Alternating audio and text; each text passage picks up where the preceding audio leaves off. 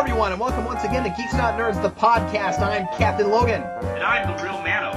And it's time for yet another commentary podcast. And Manos, today we're going back and we're going to review the Batman film we skipped. Oops. Manos and I were really itching to do Batman and Robin.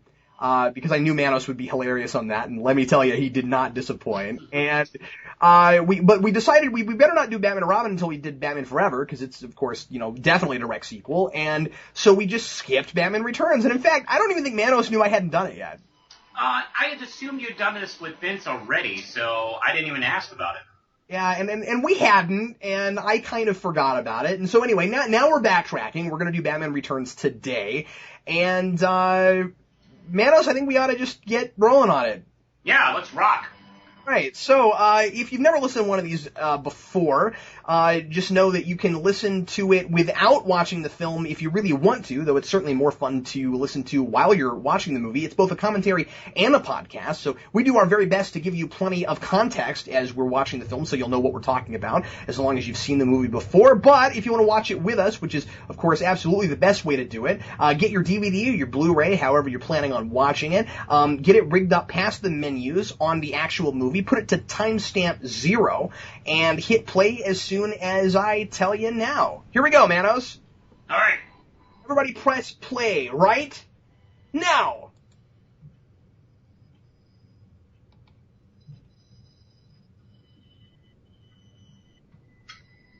All right, I got the WB logo up. Yes, indeed. And now what you're going to see here is, of course, the origin and birth of Penguin. And you, of course, know that Paul Rubens is his father in this. Which I always thought was hilarious. I know.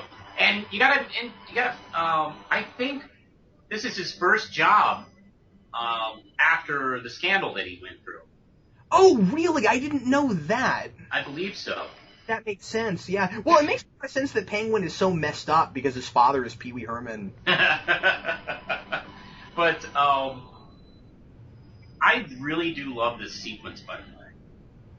I mean, the long halls and the giant doors, and the fact that there's really very little dialogue in this sequence. I think Burton here is trying very much to set somewhat of a different tone from his first film. It's, I mean, not entirely different. It's still a very gothic kind of thing. It's still got some of that German expressionism stuff going on, although a lot more of it. Did you notice the shape of those doors that you walk through down that hallway? Yes. I never really paid that much attention to that before. Those doors are freaky. That's really cool. I know. And he's just got all this weird, quirky stuff, like the parents drinking at exactly the same time. And all that kind of thing. It's definitely setting a bit of a different tone. It's not more brooding, but it's a different kind of brooding. It does, and think about this. They have this deformed, monstrous baby, these rich, powerful people, and it's so horrible. They literally dump it in the river on Christmas. On Christmas. Yeah.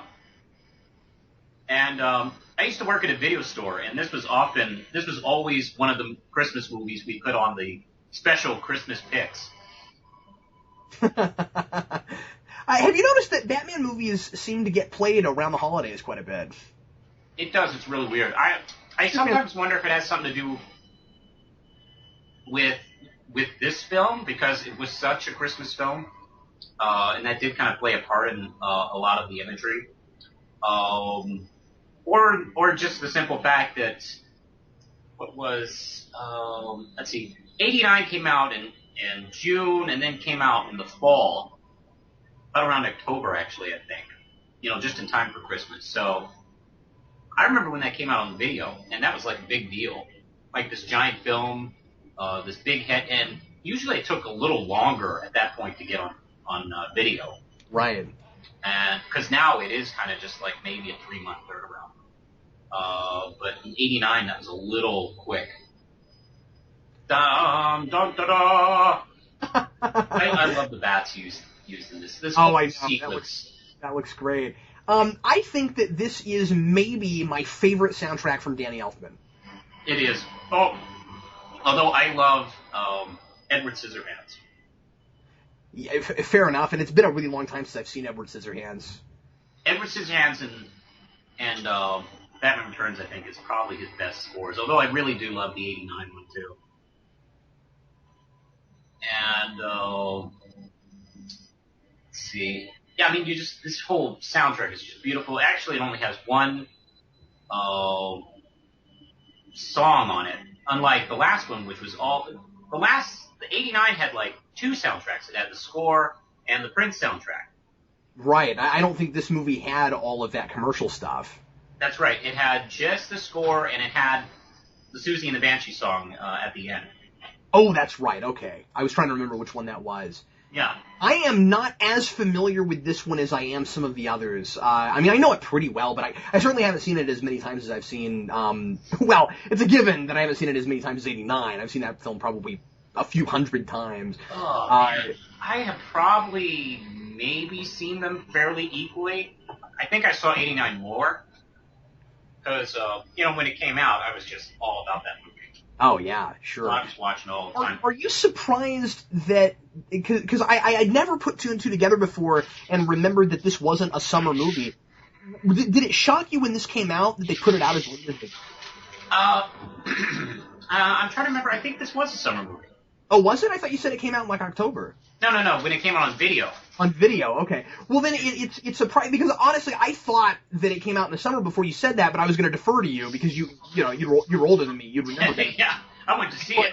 Yeah, well, I went to see it too, but I was like 8. I mean, I was a kid. I went to see this as a midnight show. Oh, cool. I was really excited, and it was raining like crazy. You actually hear like mid movie, like the pounding on the light pounding on the movie theater roof. Now, what are the odds that you would be deformed to look kind of like a penguin and the first things that found you were penguins? I know. What are the odds? Kismet. This is one of those movies that is not really about logic. It's more about symbolism than logic. It is, and that's one of the things that always kind of irked me about it, because I'm not sure that symbolically and everything that it's really like deep enough and interesting enough to warrant the fact that it's not really telling much of a story. And it's one of the things I've always really wrestled with. When I did my rewind on this back in the day, I was really, really hard on this movie. Mm-hmm. And perhaps harder than I should have been. I've always kind of wondered about it, because I think I was holding it to a certain standard that, looking back on it now and spending more time with these movies, I don't know that the original film lives up to. I think it did for the most part. It's just the problem is, I actually sometimes wonder if this film just has too many stories going on in it. To the point where it doesn't allow each individual subplot to kind of really grow as itself, because it's too busy worried about the other plots. That's absolutely true, and then while it's happening, at least one of those plots with the Penguin, I think, gets so convoluted you're not even real sure what his motivations are anymore. I know. That's always been very confusing and strange to me when by the end, especially when it seems like he's got about 3 or 4 different ideas, and I'm not real sure why he's doing any of it. The problem. That's not to say that I don't love the performance and visually the idea. That's the thing, is that this is going to, again, this might come off as somewhat unfair, and I know a lot of people get more out of this movie than I do. But this is one of those movies that some fans, a lot of fans actually, watch and they see a different movie than I see. I can rattle off 4 or 5 different movies that I have that with, where I'm like, I'm sorry, I'm not seeing the movie you're seeing. Where they really get some character stuff out of it that I don't really get. But for me, because I know this is going to step on some toes, and I know some people are going to watch this and not like what I have to say about it. But for me, this Manos is a movie that is the dictionary definition of style over substance. I suppose so. Although this film is all symbolic. I mean, look at Max Schreck's office. It's specifically made to look like the inside of a coffin. Oh yeah. I mean, every frame every shot Tim Burton makes in this movie is on purpose. To the point where it makes me wonder if Tim Burton would like to make a silent film sometimes. Oh, that's interesting, yeah. Well, and I'm not arguing that visually it isn't doing interesting things, but at the end of the day, I don't know what the point of any of it is. And that's where I get off saying, and I don't mean style over substance, not style and no substance. Just that's the emphasis, I think. Let's see, I do... Oh, yeah, here's his son with the worst Christopher Walken accent. I always did enjoy it. He actually sounded more like Schwarzenegger's son. That's hilarious. Actually, when I first saw this, I thought they were making fun of Schwarzenegger. Like, oh, no, he's supposed to be like Walken's son. But, yeah. I always thought that the first revision to this script I would have made would have been to make Christopher Walken the main villain by the end. Me too. Well, here's the thing. I'm glad you mentioned the original script. Because in the original script, did you know that Shrek and the Penguin are supposed to be brothers or half brothers? I had heard that, and I think that would have been a lot better because as it is, you kind of wonder why he goes after him so fast. Yeah, he specifically picks him out. I mean, why not Bruce Wayne? I mean, granted, yeah. Rich people that... I'm not saying that it's too convenient necessarily because, again, yeah, like you said, he is really rich, he's powerful, he needs somebody like that.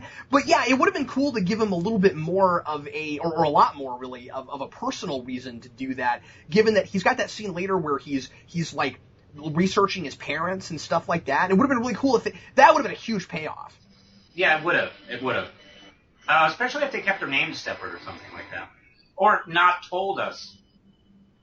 The penguin's, name is Cobblepot. Because this penguin is so different than the comic book penguin at the time, I think the audience would have pretty much accepted it. Like, oh, this is just some beast penguin thing. Well, they could have made Shrek like a half-brother or something. Yeah. And, excuse me, I'm trying to think here. Like, I see, some of the problems was, Shrek is so good as a villain, you really don't need the two bad villains. I mean, one of them would just be fine. Because here's the thing that I always thought about this film. It's like, this movie could have been just fine with Shrek and the Penguin or Shrek and the Catwoman. Because both those stories work separately. You're absolutely right. Sure. And they in this film, they keep butting heads against each other. Now, it is nice, I guess, that he's kind of the glue that holds those two together. Oh, he is. It does make things... And I've always thought that there are definitely some conveniences with trying to team those characters up, but at least you've got him kind of not manipulating both of them, but kind of being manipulated by them both. And so it makes more sense that Penguin and Catwoman are both in the same movie because he affects them or is affected by them both. Uh-oh, here comes... So that's good. Here comes the Devil's Rejects right here. There's a line a little bit later that what's his name? Commissioner Gordon has. I did that on purpose because he's not Commissioner Gordon. One of his 3 lines in the movie. That the most incompetent commissioner you've ever seen in anything comes out and says, and that is, the circus gang is back. I would have really liked it if they had more specifically and deliberately connected this gang to the Joker gang in the first film. I know, because they're violent clowns. So I always assumed they were maybe supposed to be the same gang.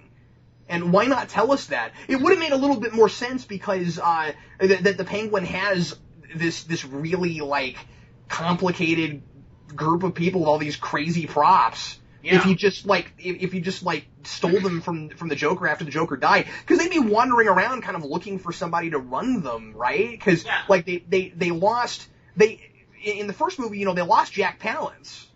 Yeah. And then they had the Joker, and so he took them in this crazy, bizarre direction, because before they were just organized crime. And don't forget, the Joker had killed off all the other main bosses. That's right. Okay, now how much sense does this make? It's neat, though. Oh, it looks like that. Again, this whole movie, you've got to watch it a certain way, and I don't think it's necessarily boy, I'm already liking this better than I remembered liking it.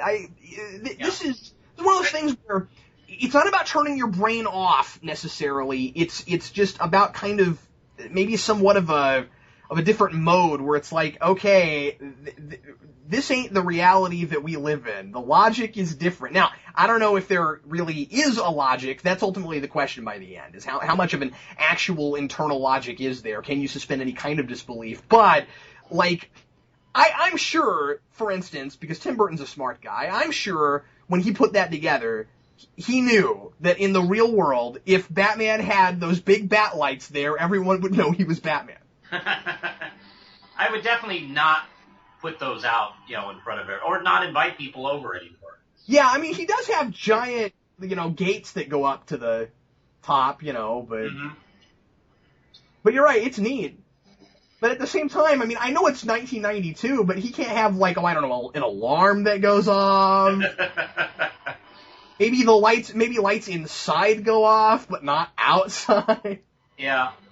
And here we go to some Batman kills. Yes, Batman kills everyone. Now, this is the $50 million question, Manos. Does this drive you crazy, or is it okay with you? It does kind of bother me, frankly, how callously he kills people.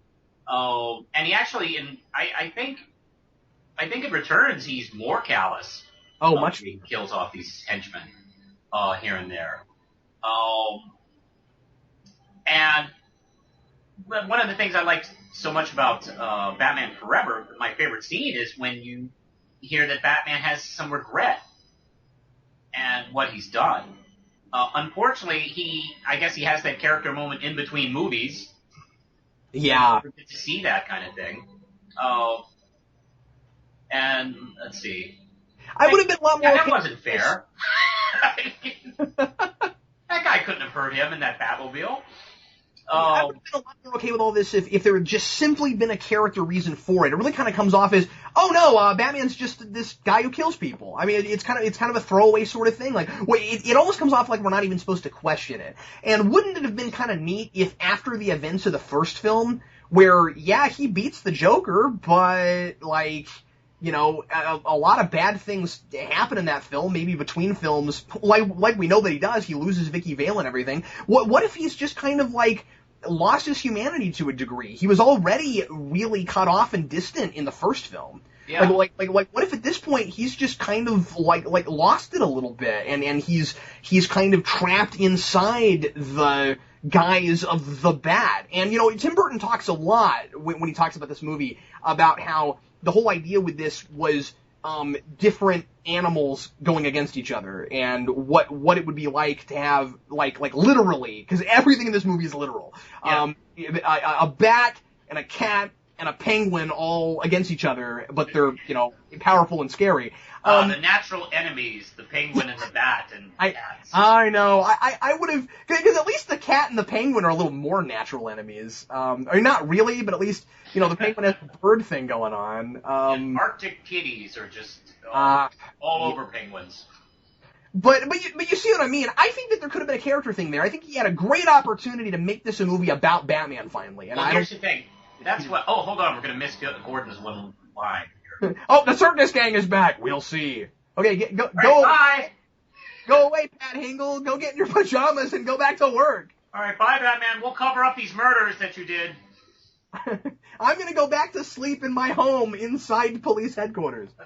I mean, does the Tim Burton Batman? I mean, does the Tim Burton Gordon cover up Batman's murders? Apparently, if you're Batman, you have the license to kill. I mean, that would be. I do love this crane shot over the zoo. Over the zoo, it looks really neat. Yeah, but I'm with you. It's like okay, so because Batman doesn't have a badge and he has flamethrowers, it's okay. Yeah. But I do know. Giant lobster. What's that? Look at the giant lobster. I know, isn't that thing awesome? Ah, and there's the duck. Oh, lots of ducks.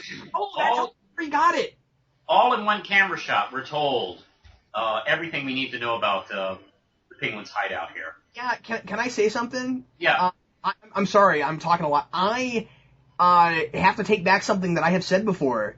which is how ridiculously out there and random it is that Penguin's going around in a yellow duck. Now, I don't know if it's supposed to symbolize anything, but that crane shot tells us where he got it. Yeah.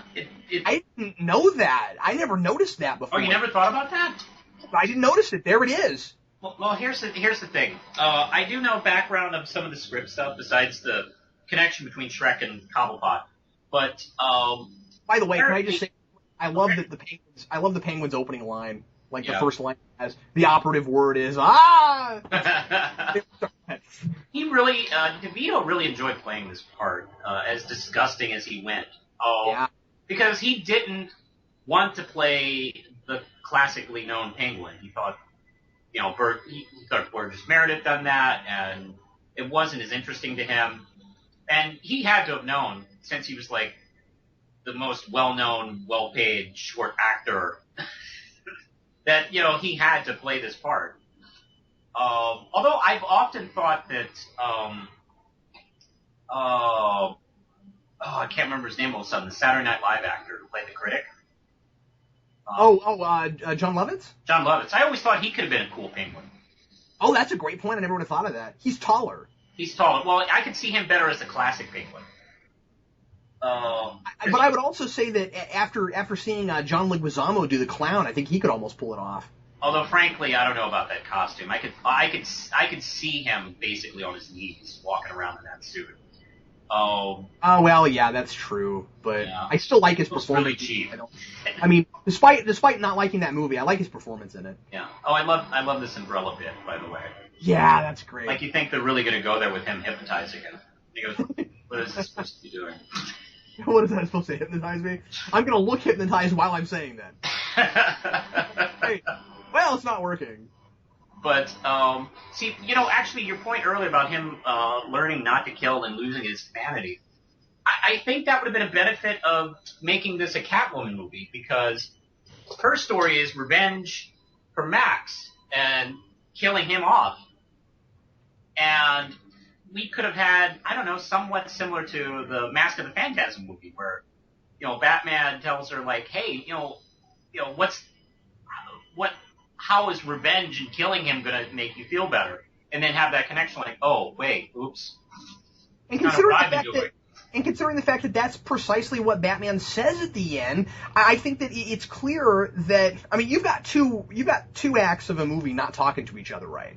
I really feel like you get to the end and we really are supposed to just kind of like conveniently forget that Batman really killed people. Yeah, I know. I mean, I'm sorry, but it's done so obviously that, it looks really deliberate. Now, having said that, everything in this movie is exaggerated.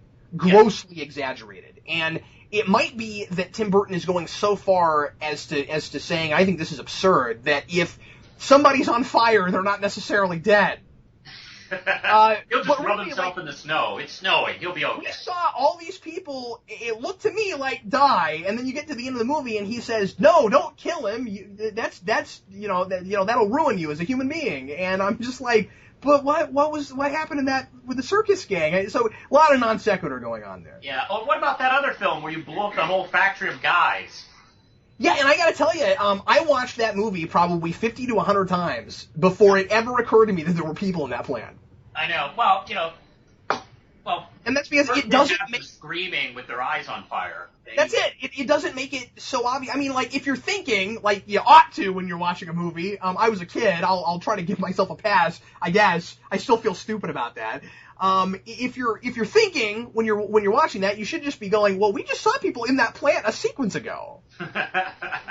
But again, it's not drawing so much attention to it. And here, it's almost like Tim Burton deliberately wants you to see. I mean, it's the first time you see Batman in this. He's Batman almost before he's Bruce Wayne, right? I mean, he's Bruce Wayne. He looks at the thing. He puts the costume on. And just like, you get a first impression of him like you do in the first movie. What's your first impression of him in 1989? He knocks over a couple of bad guys stealing somebody's wallet, says I'm Batman, gives him to the police. That's what you would expect to get from Batman. Yeah, that first scene is totally Batman.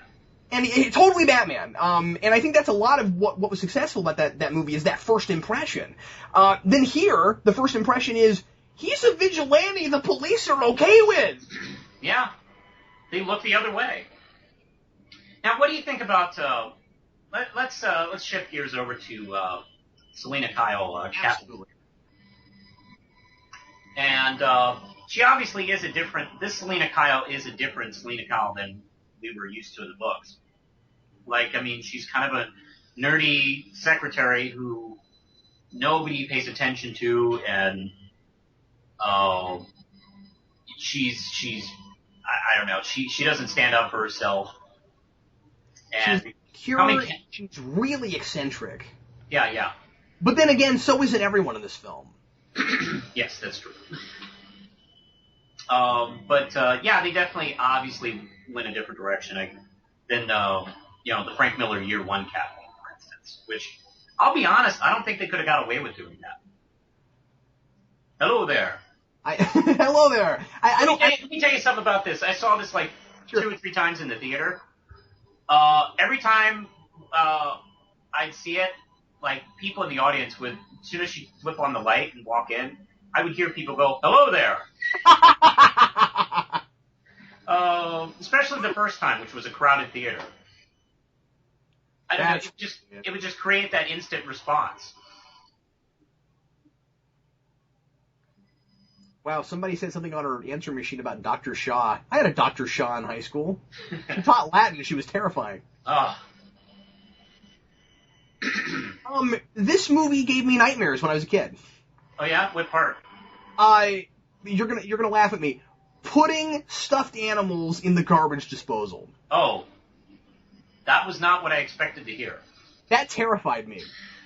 No, it did. It bothered me. I don't know why, but it was just something about, like, I don't know if when I was a kid I had some kind of like weird connection to toys or something. Yeah.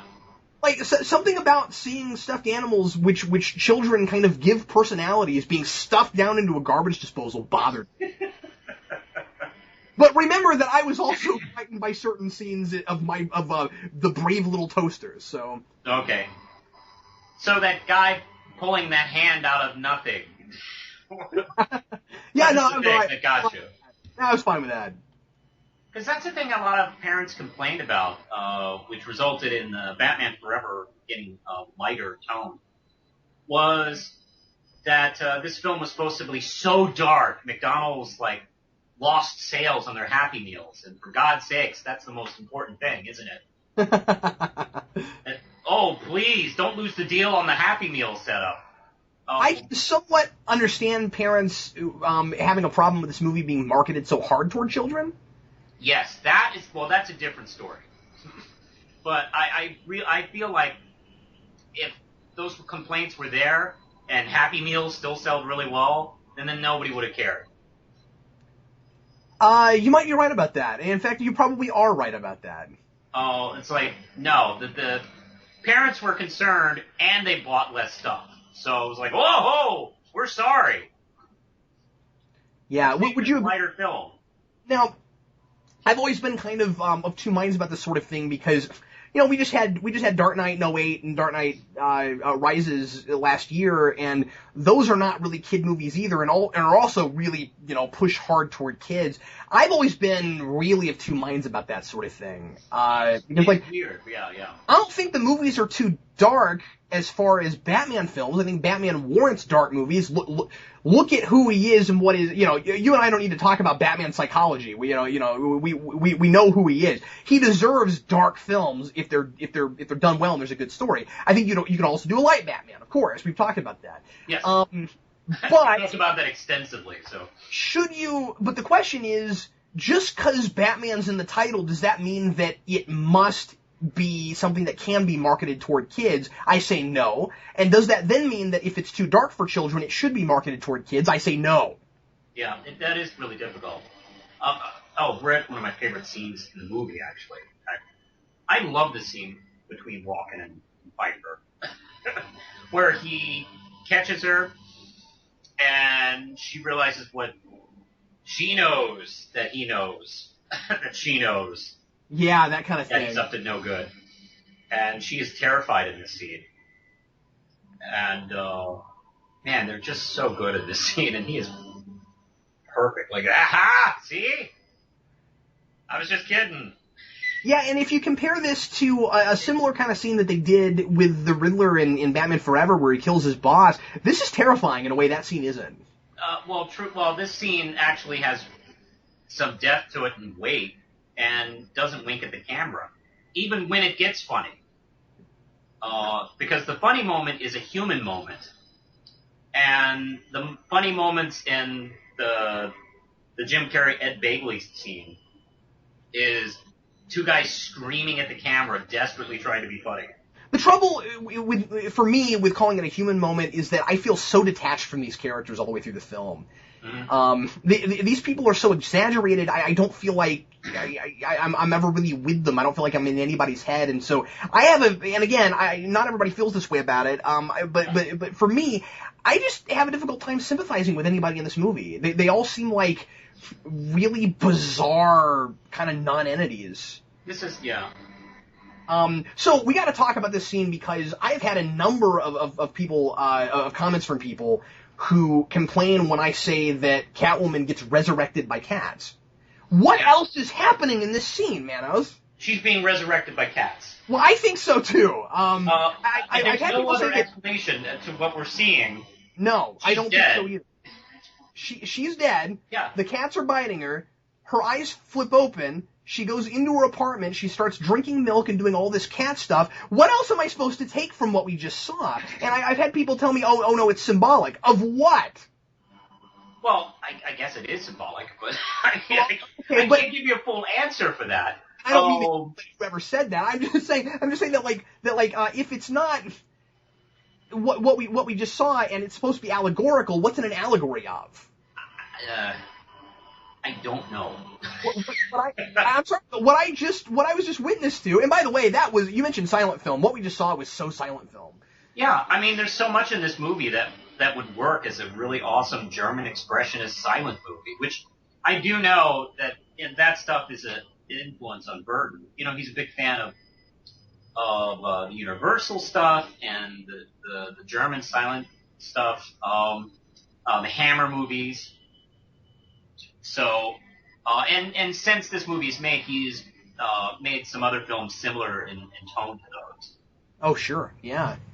I don't know. You know, to be honest, I haven't heard about what the cat resurrection thing is supposed to be symbolic about. Maybe because, you know, there is this, you know, this thing of like, you know, this female connection to cats, and when they bring her back, they're reawakening her to not be a doormat. Yeah, that's right, and that's definitely there. But I think that I think everything in this movie is very literal, and I think that what we saw is precise. That's precisely what's going on. She was resurrected by cats, and she's got this like cat thing in her personality now, and that's giving her backbone and making her, most importantly, because she's going crazy and ripping up her apartment. That's making her hate what she's become, and she wants to be something else. Yeah, she's symbolically destroying her previous life right here. That's right. The reason that I call foul on it, the only thing that bothers me about it, because all of that works okay. The only thing that bothers me about it is I'm not 100% sure that we're in a world where I can just buy that cats walk up to somebody and resurrect them. That's my only thing. Well, where's the internal logic? I don't know. If I'm supposed to suspend my disbelief for that, I guess anything is possible in this movie. I guess it doesn't matter at that point. Yeah. Like, it can do anything it wants to. You wouldn't have seen that happen in the first film. No. No, because the film was a little more grounded in reality. And again, I'm not asking for something totally grounded in reality. I'm cool with just, No, I didn't mean that. So there's over-the-top stuff, but give me something that's different about those cats that makes this work. Something, anything. Well, that's part of the problem with so much going on, that we're not given the time. It's like, well, these cats can resurrect people. So let's move on. And that's it. Maybe if we had a whole film dedicated to just Catwoman, which is why I'm not a big fan of doubling up on villains in films. Because this film was one of the first that did it, and you can see all the problems that it caused. Now, since then, Schumacher did a better job in Forever, making them work together, and then of course Nolan did a much better job. So that's the unfortunate side effect of this film is that, as much as I love Burton, a sharply crafted storyteller is not one of his strong suits. Yeah, this started that trend, and it's really interesting considering. I mean, it was a successful film, but it's interesting how much, considering the direction that they went, after this with the Schumacher films, that it influenced the superhero genre as hard as it did. Yeah. With the multiple villain formula. I mean, I'd like to say before that technically Superman 2 was the first one to do that, but well, you could also call them henchmen in a way. At least Nog was definitely a henchman. No, I don't mean that. I mean that Lex Luthor was still in the movie. Oh, yes. With Zod and Lex, and they do have a traditional super villain team up. I can tell you, I gotta admit, I constantly forget Luthor's in the movie. Yeah, but he's great in it too. He's great in it, but every time I talk about Superman 2, I never think about Luthor in the movie. I think about Zod. That's because Zod overshadows him, and the brilliance of that movie is he's supposed to. Yeah. And what you have here, where I think that the boat gets missed here is they're both equal villains, and I really think one should be bigger than the other one. I think Catwoman should be, and I think that the movie thinks it's doing this, but Catwoman should be more of a, jumping across the fence kind of person, than throughout the post. That's a good point, actually, because this should be a supervillain team-up at all. I think that she should be stealing stuff because she's and then you should have Penguin have his plot, and then maybe something happens between them, but not a team-up. Well, see, the problem is they both want to destroy Max Schreck, right? Mm-hmm. So they end up working for Schreck against Batman, who's trying to stop them. It's like, well, that's a great point. Yeah. Well, actually, she doesn't work for Schreck. She works with Penguin. Well, yeah, but I mean, obviously, she. I don't. I'm trying to remember if she knows that this plot is for Schreck. I don't believe she does, because remember that all she wants at the end is to kill him. That's right. So I really don't think she does. That's the thing, is that she works with Penguin because she believes Batman is going to get in the way. That's it, yeah. The problem is that the whole thing degenerates into a kill the hero plot, and I don't think that's where it should have gone. I said that they shouldn't have teamed up. Well, they actually kind of had a perfect reason to. They both hate Schreck. Yeah. Then where does Batman fit in? And that's the problem. It's not really a Batman movie. I know. The end of the day, it's not really a Batman movie. He's got the thing with Selina, and we'll talk about this a little later. I never understand what he sees in her. She's bizarre and creepy, and I don't know what he sees in her. Maybe he sees himself, because you could make an argument that Batman is bizarre and creepy. Well, okay, there you go. And, no, you're absolutely right. I will concede to that point. I mean, Batman kills guys.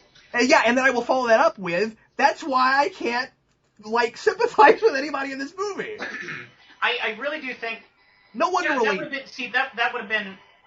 I don't know, this film, this script is... Listen, I really do enjoy this film. It's just, the script is the tripping point. It just keeps tripping over itself over and over again in this movie. I think this could have been a far better movie if, I don't know, maybe just another draft was picked. I don't know. I think so too, yeah. Or maybe one writer was on it. This had to have been a film that had been worked on over and over. And worked on, yeah. We've got a lot of concept versus execution stuff going on here, and I will go as far as to say that idea-wise, with some of the things that it's trying to do, I think maybe it's even kind of more interesting than the first film, but that film pulls it off better, and I kind of like Bruce Wayne better. Well, here's the thing. Well, here's the difference between 89 and Returns, is 89 had a stronger script from the get-go to play off of. This one did not. I think they both got third acts that kind of fall apart. Yeah. And actually, you could probably blame Burton for that. And that's from somebody who freaking loves 89 and never thought about it until, a few years ago. But, like third act of 89, I don't know why anyone's doing anything in that. Well, seeing Penguin's footprint should be pretty easy to discover. Yeah, right. Like, well, that one's messed up. That's probably mine. God, I'm disgusting. By the way, this whole Penguin running for the mayor thing just doesn't work for me. I think it's probably maybe the worst section of the film. It's an idea that I always liked if it was the comic book Penguin.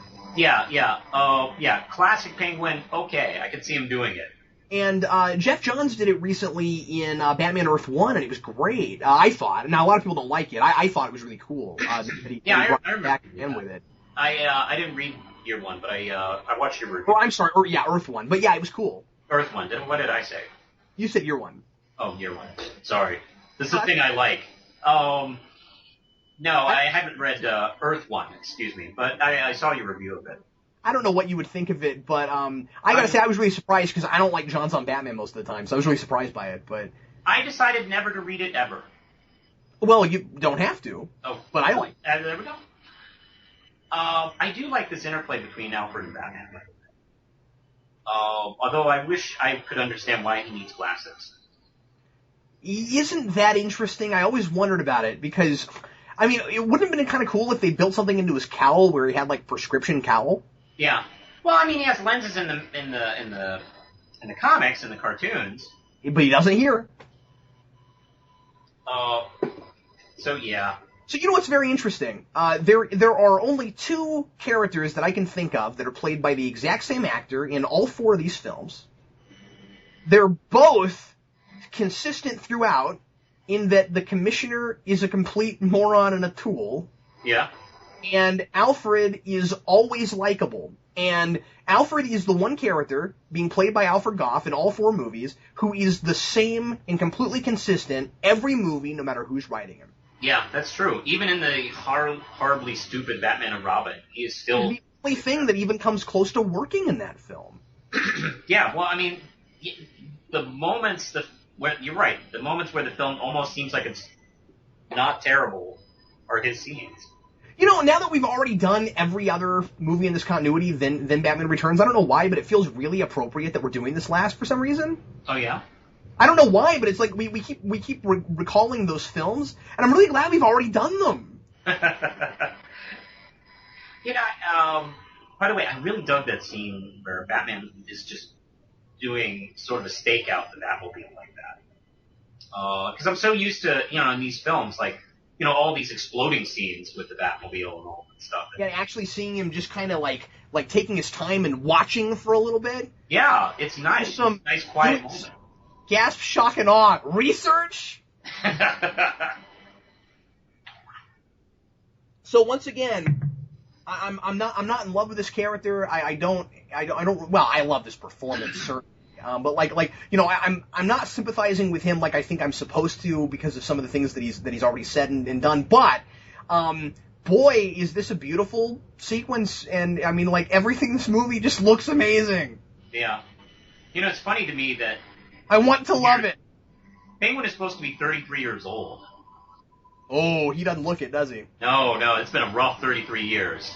But that's okay, I mean, like, he's been in the sewer, and he's deformed, and maybe somebody... No, really, I mean, maybe somebody who looks this much like an animal at 33 and that's lived the kind of life he has would look that old. Sure. Yeah. I buy it. You know what I always thought? I bought these... Look at the light shining through. That looks great. Yeah, I love the blue and the white. Looks great. If you want to have stray lights come in places... J.J. Abrams, don't freaking add it later. Build it. Have it there. This is 92. This is when you had to do it on set. Yeah. You couldn't just do it in post with special effects.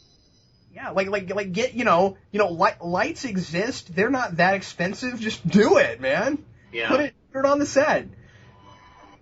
That's something that cracks me up about the 09 Star Trek movie. Like, people always complain about the lens flare, and it never bothered me that much. And then I found out that it was added later, and I was like, oh, I don't like that. No. I don't know, the lens flare thing really doesn't bother me. I'm sorry it bothers other people, but it's never been a big deal to me. Oh, I just wish it had actually been done on the day. I think it's a little sloppy to add it later. Yeah, well, almost everybody does everything like that now, it seems like. But, I'm beginning to think that, maybe this Penguin as a hero in the public eye maybe could have worked a little bit better if he was better at changing character. Like, I mean, a lot of times he's disgusting in front of everybody. You're so right. Everybody just seems like total morons buying into him that hard. Maybe that's why I was repelled so hard a lot of the times I've watched this by that subplot. Yeah. That it's just like he looks so insincere every time he says the things that make people think he's sympathetic. Yeah. And I'm not duped by it. Yeah. I mean, I could get what they're talking about. And here's Catwoman's debut.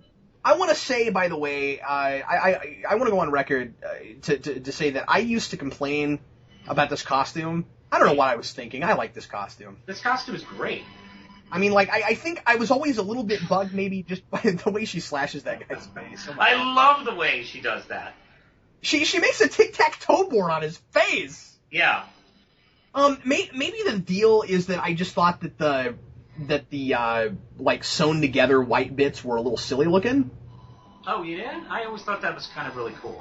But I guess, your taste changes as you get older and different things. I actually really kind of like it now. Yeah. I think I even, I did a video about like top best and worst things with supervillains, and I think I called that one of the worst costumes. I don't know what I was thinking. It's not a bad. Yeah. Hey, remember the Halle Berry costume? Oh yeah. Well, and I'm not saying that because somebody like complained about it and I'm trying to like change my mind or something. No, I'm just changing my mind based on watching this again. I think it looks fine. Yeah. I don't know what I was smoking. That Halle Berry costume is so bad, I'm surprised it's not Catwoman's New 52 costume. It's that horrible. Fair enough. Well, let's be fair. There are some costumes that look that ridiculous. Yes. But, speaking of ridiculous, I love Max Shrek's suit in this sequence. Isn't that a great, hey, dude, let's go out dancing. Now, let's be fair. That is all really consistent with the first film. It is. I mean, the first film has these kind of wardrobes. I really think that maybe visually this film is supposed to be 89 on steroids. Well, that's an issue with a lot of sequels. Is they're the original on steroids. And that's definitely here. I love the fact that he's constantly wearing those gloves too. Yeah. Well, he's evil. He has to. The only thing that would make him more evil is if he was only wearing one. And his Gomez Adams suit. I have to say, I am not especially fond of Michael Keaton's performance in this film. You think it's too understated? I think I do, and I love Michael Keaton in the first film, and he's understated there too. But he has stuff to do. He has stuff to do. The problem with him here is he seems lost in this movie to me. That's probably because Michael Keaton is lost in the movie. And Keaton and I think that I thought that more after seeing interviews with him about this movie. He doesn't like doing sequels. And he has this idea, and he says this on the DVD. He has this idea that when you play another movie, even if it's the same role, you're not supposed to do it the same way. And my response to that is, isn't it the same character? Why would you change your mode that fast? I don't understand. Yeah, what happens when you do a TV series? Do you have to That's what I said. And again, this is a different time and a different place. This is a different time. I don't know what I'm talking about. This is a different time. Well, look, I hear that sometimes from actors and some directors too. Like, I don't want to do sequels. Like, okay. Here's the thing. I can somewhat understand wanting to broaden your horizons and try different things and challenge yourself. That makes sense. But if you're going to agree to do a sequel, why pretend like you're playing a different role? And I feel like he's playing a different role. Yeah. And you know what? I mean, if Batman had some kind of character arc like learning not to murder, maybe that would have been a good character arc for him. Yeah, maybe so. But he just talks about how really hard this movie is because and also, to his credit, he also kind of says, I've done other things since then. I don't really remember how to play this role. I think, I don't know, I sometimes wonder if he just plays it too passively. Like, the whole movie's happening around Batman in this movie. That's absolutely true. He never seems in command of anything. And that's not an attribute I usually connect with Batman. Batman is usually in charge. Yeah, that's right. He's of the situations. But don't know. Although I'm forgiving about any scenes with with Catwoman, because Selina's always had that effect on him. Like she's always been able to dumb him down. That's fair, but this is not the same Selina. Yeah, if she tries to blackmail me, I'm gonna push her out of a higher window. Fatter fish to fry. Oh. I actually kind of like that in this movie. Changing that old. Yeah, Walken saves a lot of this for me. And that's the funny thing is this villain isn't based on anybody. He's an original character for this film. Yeah, and emphasis on original. I like this villain. Yeah, he's actually more interesting than Penguin. Let's also keep in mind that he has a villain plot that never comes to fruition. There's no payoff for it. Yeah, well, he never gets... I assume after he gets killed that maybe Batman, exposes it. Maybe Batman knows! Hopefully. Max Schreck is the only villain in this movie, out of three, who has a villain plot that feels to me like a really traditional comic book supervillain plot, and I get what he's doing and why. And he's subtle about it. I mean, he's trying to keep it a secret. What he wants to do, if you don't know what I'm talking about, is he wants to suck, slowly, energy from all over Gotham into one place, and then have his own, independent energy supply. That's a great villain plot for a corporate evil tycoon guy. Penguin's whole plot changes constantly throughout the movie. He's completely oh no, this is a good plot. Oh no, wait. Running from there, that's what I want to do. It's supposed to be backup plans, I think, but it doesn't come off that way. It really comes off more like, well, I wasn't able to do the mayor thing, and now I'm more mad than I was, so I'll kidnap children.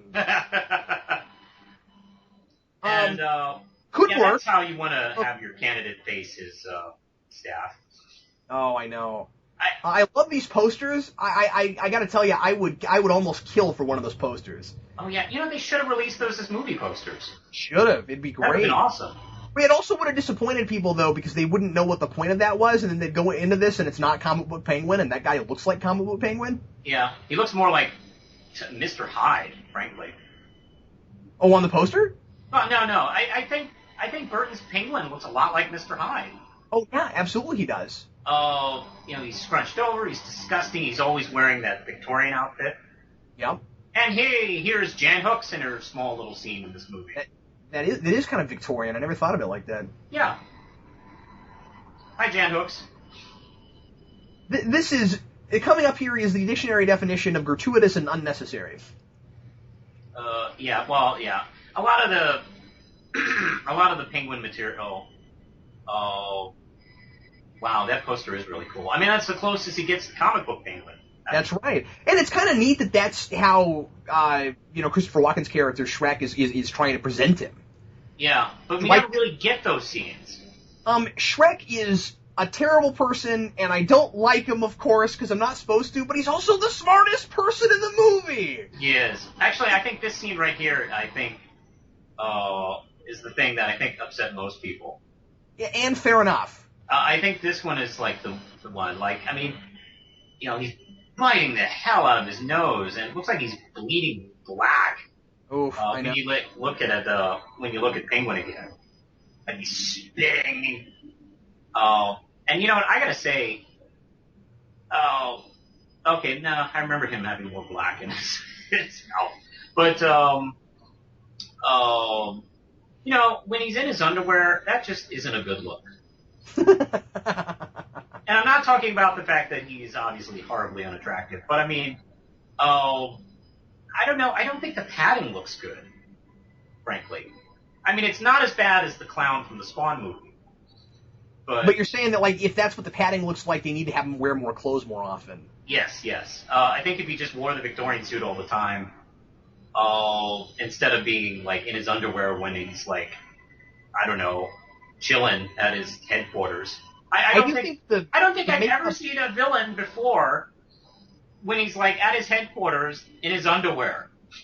I never thought about it like he was in his underwear, but I guess you're kind of right. Yeah. I've never seen that before. I mean, I've never seen Dr. Doom in a scene in his castle, he's stripped off the armor, he's just in his underwear. Well, let's be fair, this is a very different kind of villain. You know, Yes. this is a guy who clearly doesn't care what people think of him or what he looks like to people, and he wouldn't necessarily know any better because he's not refined. He's never lived with humans, and he lives underground. Yeah. I do think that the makeup on his hands looks great. The makeup on his face and hands look amazing. I think that's Stan Winston work. Oh, thanks for that. I didn't know that. If I'm not mistaken, I think Stan Winston did the makeup effects. I know he created the Penguins. So I assume that means he created the Penguin and Catwoman looks for the film. And he does look great. It makes me wish that Burton had made a Dr. Jekyll, Mr. Hyde movie. That seems right up his alley, doesn't it? Yeah, he could have done. He definitely. It's definitely a symbolic kind of film. It definitely would have been something he enjoyed. And I'm going to give a shout out here to one of my favorite henchmen in this movie is Poodle Lady. Yeah, but I miss Bob. Well, Bob's great. I mean, I'm not saying that, but there's something about Poodle Lady that's really cool. Like she's creepy. It's like, well, I never attributed poodles of creepy, but she is. But, these guys are, like, way too Joker henchmen. Well, again, it'd be fine if they just were Joker henchmen. Yeah, and they're Kung Fu clowns. They could be. They're Kung Fu clowns! I remember liking this scene a lot because... This is a fun scene. Yeah, I thought this fight scene was a little better than the fight scenes from... Well, you know what I like about it? He's fighting them, and he's not setting them on fire or tasering them in the face! Yeah, he's actually going and doing stuff instead of killing. Or actually, I forget. Is it Catwoman who tasers someone in the face, or is it Batman? It was Catwoman. Oh, that's right. Well, I knew there was a taser with a face somewhere. Yeah, bazooka, nunchucks, swords. Would it be great if you got to somebody else and Poodle Lady? Oh yeah, that is funny. Come to think of it.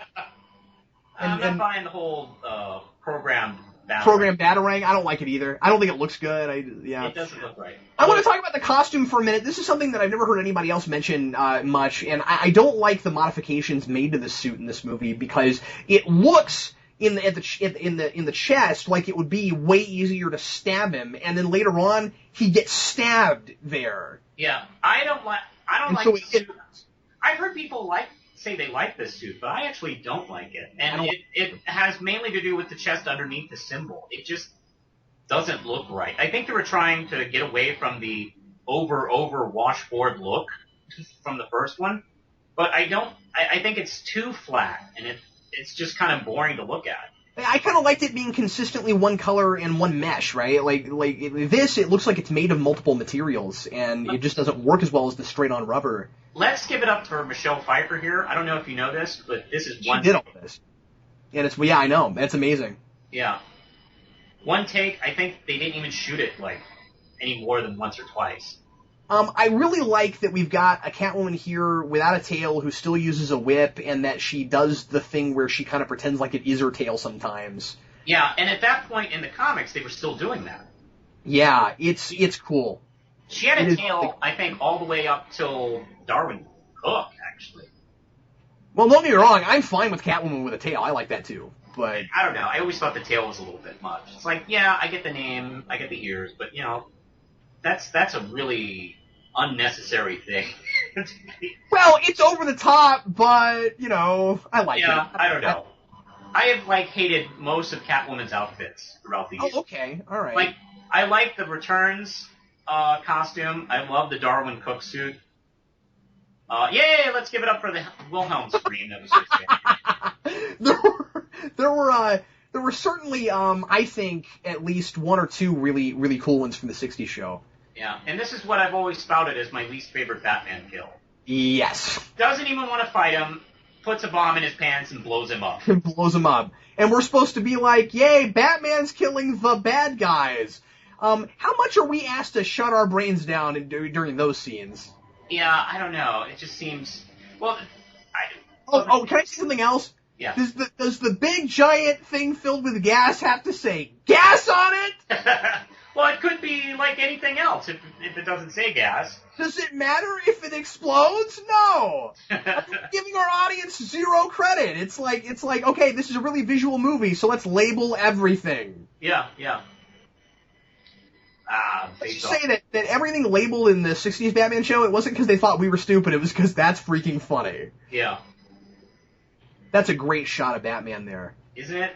When he walks up into the camera, there's some really cool lighting in the scene. I just think that, like, this movie is exceptionally well choreographed. It's exceptionally well shot, makeup, everything. Yeah. And it's like, because they spent so much time and effort on that, the story is just really lacking. Yeah. That's how I feel about it. I'm going to say this, out of all the Batman films, and I'm including 66 in the Nolan movies, I think this is the most beautiful looking of the films. I think every shot and every frame, say what you will about the script making no sense. Because it does. Visually, Burton knew what he wanted in every shot and what he wanted to do with this story. And I think it's visually consistent. I mean, like there is a very specific tone and atmosphere to this. It's certainly the most atmospheric of them. Yes. I've heard the compliment and / complaint that this is more of a Tim Burton movie than it is a Batman movie. And it is. And it is. And that is, it is a pro and a con because, it does affect the story. Oh, I love that shot. Oh, yeah, that's cool. I have been told that this movie watches better if you turn it off and pretend like it is a silent film. Well, it almost works as a silent film. You do kind of get pretty much most of the information. You miss a lot of jokes, obviously, but... I would almost love to see a fan edit where there's just a few intertitles added with the soundtrack. But yeah, people have said just turn on just the soundtrack to this film and turn the talking off, and it works better. Yeah, and here's one of the "How could you? I'm a woman" line. Just I hate that. Bugs me. It's like, yeah, Batman is not that dumb. Would you? I'm going to say something that maybe will sound weird, and I don't know if you'll immediately get what I'm talking about when I say this, Manos. But do you think that this movie, if somehow history were altered, and this movie had been put out in 1995 instead of 1992, it would have been better because we would have lost some of this really obvious women's lib stuff? No. No? Really? Okay. I think maybe it wouldn't have been so blatant. That's what I mean. I think it's really... Okay, yeah, it wouldn't have been as blatant. But, I don't even know if I'd put it in that terms in 92. I think maybe it was just a little... I think even for the time, it was a little, perhaps, the symbolism was used with a sledgehammer. And Catwoman, I don't know. Well, at that point, it's not symbolism. It's just a theme smacking you in the face, and I think it's making too many assumptions about its audience. I mean, like it's acting like, isn't it so unusual that the villain is a woman? No, it's not. Yeah. Well, I mean, if this film was made 10 years earlier, maybe that wouldn't have been so obvious. But by the way, she has. Oh, and I love this stuff too, just sitting in the cave. Some of the stuff that is with Batman in this movie, I do like the fact that we get to see some of the other, like, non-action moments. We get to see a more, in some scenes, a more thoughtful, quiet Batman. Yeah. Which is cool. Like, if this was a TV series, we'd see that stuff, quite a bit. Yeah, that's right. Yeah, we see those vulnerable moments a little bit more. I mean, story-wise, it doesn't make it more about Batman, but at least there's more of that than 89, yeah. There is. And, more of that than a lot of other superhero movies. Because everything has to be, super explodo all the time. And Explodo. Yeah. And, this movie did, have some, some subtle moments, which is nice. And, that's one of the things I don't like about the Schumacher villains in particular is, boy, I mean, they ramp it up, even campier and goofier. And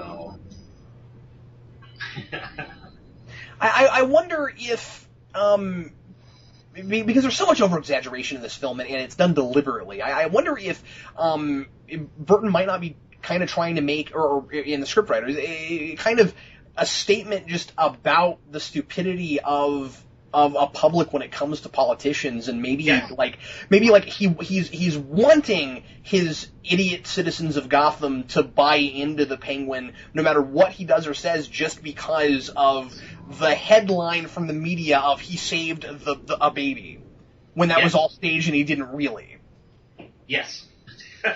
That's one thing about Burton is, everybody pays attention to his gothy stuff, but he is probably one of the most successful anti-established directors in Hollywood.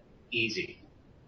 Because most of the themes in his films kind of deal with that material, like, wow, society really is stupid, and doesn't look any deeper into the surface, and just wants to think everything is okay. And, you've seen that over and over again in, a bunch of his other films, like Edward Scissorhands plays around with that. Yeah, sure. And that's definitely a theme in his work. And so, maybe if Penguin wasn't so disgusting, maybe that'd be a little more believable in this film. I mean, look at his, bedroom. I mean, it's, Yeah, he's running for mayor, and that's what the place looks like. Yeah, I'm sure. Yeah, I mean, the internet wasn't the internet back in '92 or anything, but no, it wasn't at all. But it wasn't there. Good Lord, can you imagine if someone running for the mayor of a city of the size of Gotham, acted like him, and then lived there? Yeah. Yeah. He wouldn't even be able to beat. I don't know. I mean, anybody. I guess the problem Sarah Palin could beat this guy. Yeah, I guess the problem is I've got to latch on to something in this movie. Yeah. And I don't know what it is. Every character that gets screen time is, as we said, bizarre and strange and foreign to us, and then all the normal people are idiots and easily swayed in one direction or another. Yeah. Everybody's just so self-obsessed with themselves that they don't take 2 seconds to figure out what's going on. Yeah, and so it's difficult to understand why I'm supposed to care about anything that happens. And that's the difficulty of it. And some people will say, well, I can latch on to the great visuals, and I say, well, I want some narrative. I mean, like it's a movie, it's telling a story, and I don't have anything to latch on to. So it really frustrates me, because it's a movie that I want to love, because it looks amazing, but that's all I've got to latch on to. Well, I think the narrative is the visuals in this, and it just doesn't play by the same rules that we normally like. But the distinction I make, Manos, is I don't understand its rules, and I have to. That's also part of the problem. I'm not totally sure if the filmmakers understand the rules completely. So you're not saying that it's wholly okay? No, not. Oh, look, I enjoy this movie, but I totally get the problems with the film, and it occasionally frustrates me, because I know what it wants to do, and I wish it could get there, but it doesn't. I don't think it does either. And, this is a neat trick. Yeah, that's cool. Because it works. That's the shadow that would cast. That's awesome. But, I want those gloves. Yeah. You could probably still find them. I mean, this image of the Penguin, stuck around for a bit, and oh sure, Bruce Timm had to make his Penguin look like this Penguin because of this movie, and they didn't want to, but the studio said that this was you got to remember, man, the Bruce Timm series followed this. Right, but it never occurred to me that his Penguin really looked like this Penguin. Oh yeah, well, I mean, it's not as gross, but. Go back. He has the same flippers. He's definitely fatter. Yeah, that's true. Fatter and rounder. He looks pretty. He has the long hair. So much of it is. See, this is what they did. This is what they did, because they like classic Penguin, but they had to do this Penguin. So what they did was they compromised. They made him aesthetically like the Returns Penguin, but he acted like The classic Penguin. And that's what I was going to say. It's all about perceptions, right? Like, because that's the way he acted, that's kind of what I latched onto. It never occurred to me that, he looks different than comic book. You're right, he does. And then keep in mind, when they had more freedom, when they switched it over to WB, they completely redrew him into the classic look. Yeah, and then when they got to the Batman, he looks even more like this one. Yeah, He's grotesque, and his mouth goes halfway around his head. Yeah, voiced by Tom Kenny. I didn't know that. Yeah, Tom Kenny plays him in the Batman. Let's see, Paul Williams played him first on Bruce Timm's show. And then Tom Kenny played him. And is he even on Brave and the Bold? Not that I remember. None of the episodes I saw. Okay. But it avoids a lot of the classic Batman villains. It does. In favor of more obscure DC stuff. I think it took a season to get to the Joker. It did, yeah. I frankly hated the voice for the Joker on that show. Oh, did you? Okay. I thought it was too boring. Huh. Oh, you didn't think it was over the top enough? It barely, I don't know, it was not an interesting voice. And, I don't know, they went with the Dick Sprang kind of design. Yeah. And that's designed to be creepy, but you need a voice. And when it's not a good voice, it's just a silly-looking Joker. Well, I think my favorite character in the whole show is Aquaman. Well, yes. I just never got tired of that. He's so funny. Like you'd think that a character that just keeps yelling outrageous would get old, but it didn't. I remember when this scene happened, and yeah. I remember this kind of caught a lot of people off guard. When he hits her with the batarang. Yeah, that was pretty rough. It was a little intense because yes, she's this goofy nice person, and he hits her in the face with a batarang. Do you think maybe a lot of the love for this film and a lot of its success at the time, and the people who love it now, that a lot of it is because it is so edgy? It is edgy, and there is a lot of humor in it, and the dialogue, particularly some of the scenes between Bruce and Selina, I actually like the dialogue in this scene a lot. Oh, really? Wow. I just never think anything they do together works. Oh, well. That's just me, but I always had this sick suspicion that there's something that's supposed to be going on here that I don't get. Like, I can't latch onto it. That might be, it is possible that it is me being a Batman fan adding my own feelings for their relationship in their scenes. I will admit to that. But I can't do that because they're not those people to me. See, the thing is, I keep thinking, if they had a full film together, what kind of scenes could they have had? Yeah, sure, absolutely. Because one of my favorite things about Batman and Catwoman is they're constantly trying to tempt each other onto their side. And they're complete equals in what they do and who they are, and they have just as much willpower as the other. And it's a constant tug of war between the two of them. And, what's funny is I love that Bruce Wayne actually references Ted Bundy in this scene. Batman mentions a real-life serial killer in this scene. Yeah, that's true. Norman Bates or Ted Bundy. Well, they're not in the same category. One's real. One's fictional. That's kind of weird. Yeah, I think... Now, I'm going to say two things. A, this is awkward. B, yeah, it's supposed to be. Yeah. And yet, I think a lot of why I have a hard time latching onto this is because, and I don't want to be a broken record, but as I said before, we've got a bunch of really out there characters that I can't relate to. More than that, these two people seem like maybe two people that have had psychotic breaks, and I'm supposed to kind of, you know what I mean? Yeah. And I'm supposed to latch onto this and to care about their relationship and it's supposed to be tragic when Batman finds out that she's actually Catwoman. She is obviously kind of crazy with everything she's doing with him in this scene and in the other scenes that they're there together. And yet, as you said before, he's kind of also nuts like she is. maybe. Yeah, Maybe not to the same degree, but like, I mean, it's so frustrating because like I want to yell and scream at him for not catching on to this, and then I'm like, yeah, but they're both crazy. I don't know how I'm supposed to feel. I don't get it.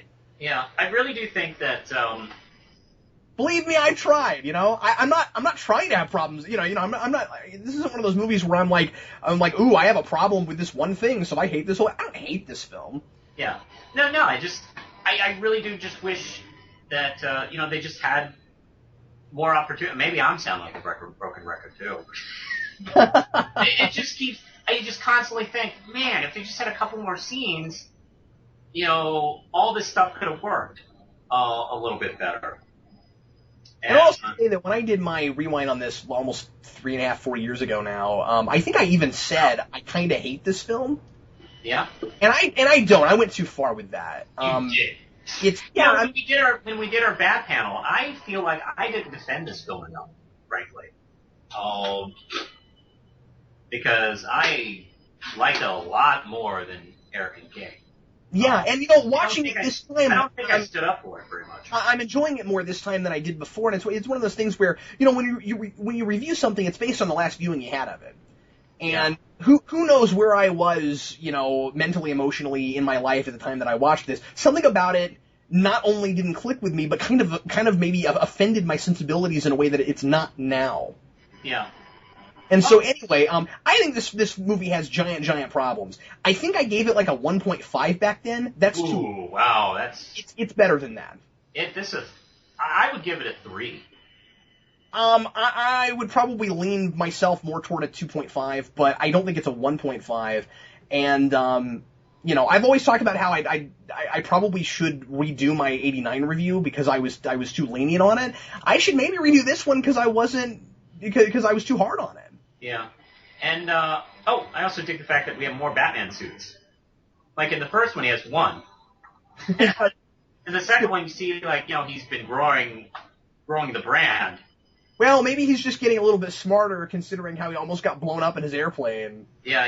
It's like, well, man, I better make more suits. I need more of these just in case somebody sets me on fire. That would be terrible if it happened to me. Doesn't that kind of come off like, okay, after that first movie, we got a bunch of money, so now we can build more suits? Yeah.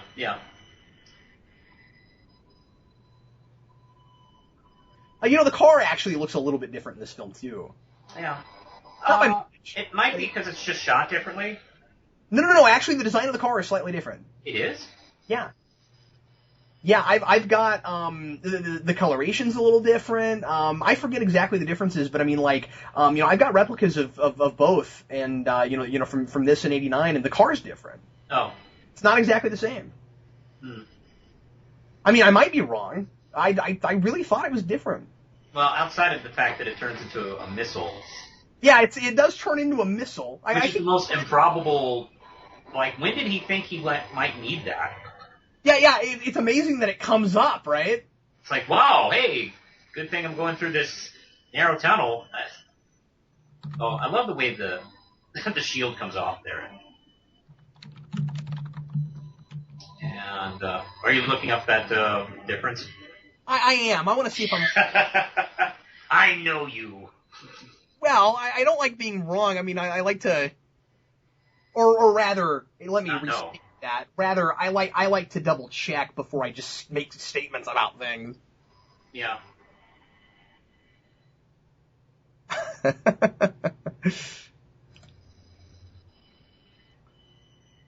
I guess Poodle Woman is managing the clowns.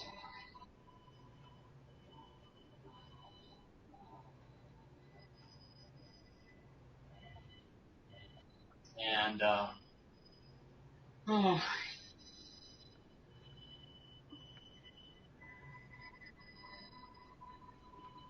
It looks like, according to BatmobileHistory.com, it is the same car. Haha! I win, even though I don't think I really won.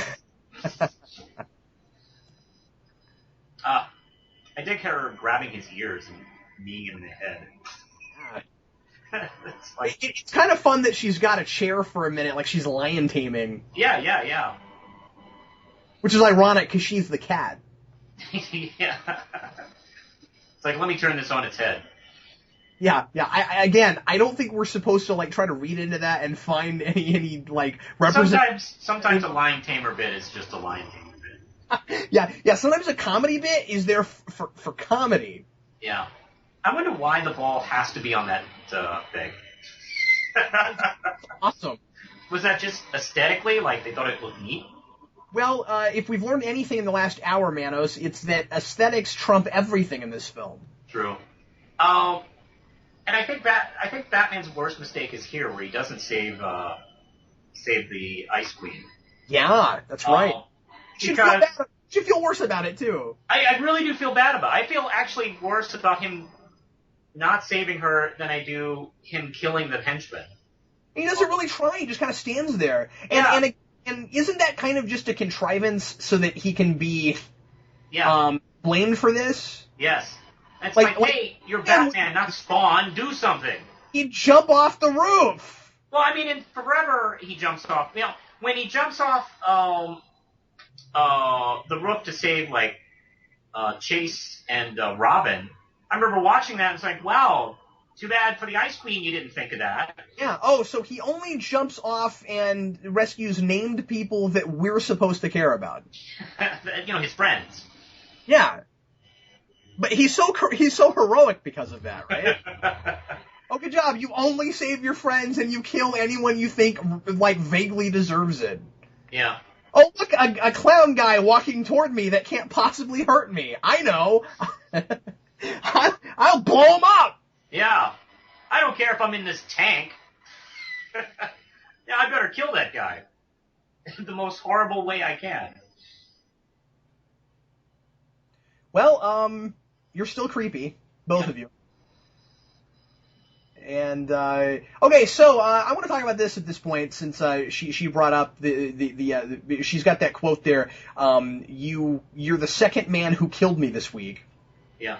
Once again, the bazillion-dollar question is: does she really have 9 lives, or doesn't she?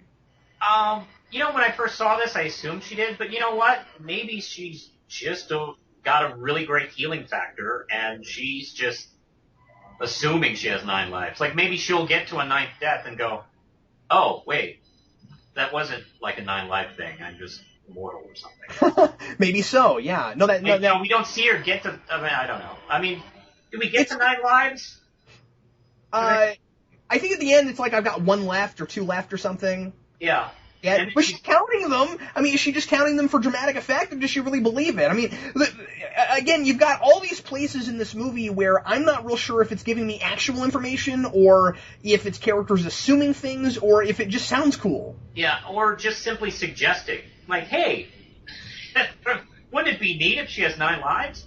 And again, if I had more of a concrete idea of what exactly was going on more of the time, some suggested things like that would be fine. I mean, like, it'd be fun. It's fun to guess at things and not be given all the information. But you have to have a foundation first, and I don't have that here. Yeah.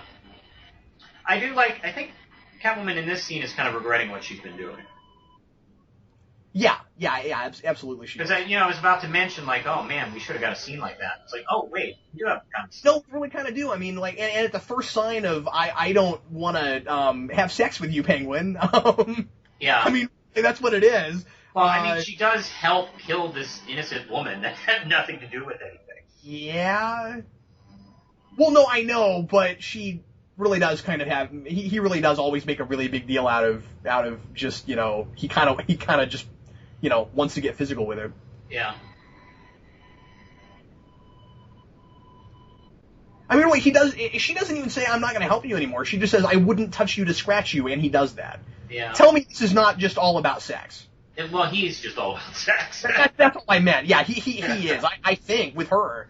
Yeah. Well, I mean, that's what he treats somebody else for this stuff. Yeah, well, I mean, she definitely wants to take a stand as her own person. And here she is with him, and he's, like, constantly treating her. Like, even after she's become this, powerful, like, mythic creature, he still treats her, like dirt, and still treats her like a sex object. Are we impressed that her voice can break glass? Yeah. What the hell? Sure. Why not also give her Black Canary powers? Again, right? It's all about aesthetics, right? It just looks good. Yeah. It looks And good. this is a total parody on the whole Batmania thing. It's this little control seat that he has that's made to look like the Batmobile. Always cracks me up because I saw those some in the 90s, like outside of, Yeah. Totally. like grocery stores and stuff, where like a little kid could put in a quarter and write it. Yeah. It's Burton having fun with, their own marketing. I kind of like that. What cracks me up about it too is that the Penguin is always stealing Batmobiles in different Batman continuities. I know. I don't know what that's about. I was just watching he did it in the 60s show.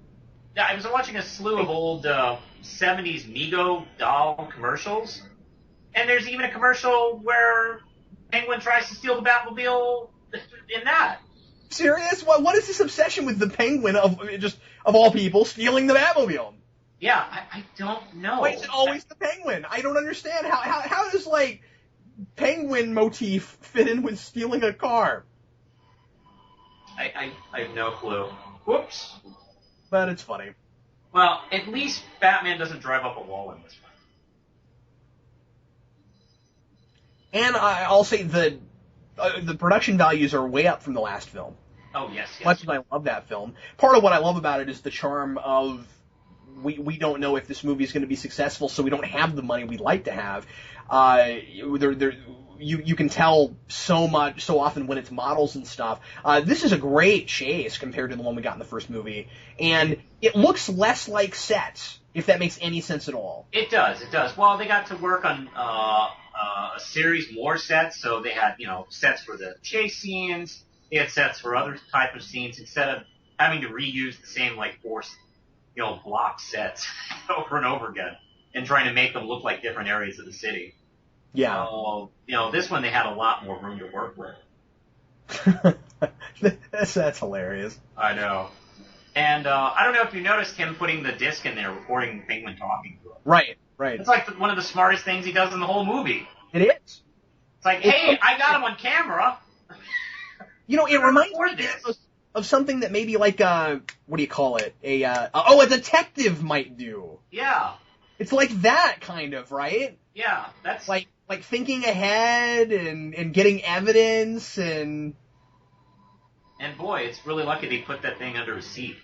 Just right under there where he could get to it. Yeah, I know. If they put him near the gas tank, he would have been in trouble. Ta-da! That lady's face. Yeah. And everything's so super exaggerated, the way her makeup is and stuff. I half expected her to just turn out to be a bad guy and start throwing stuff at him.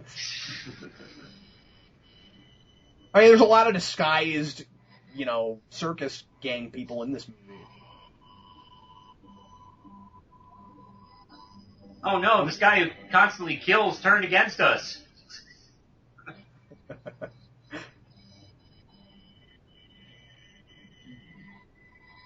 Batman has my favorite line coming up.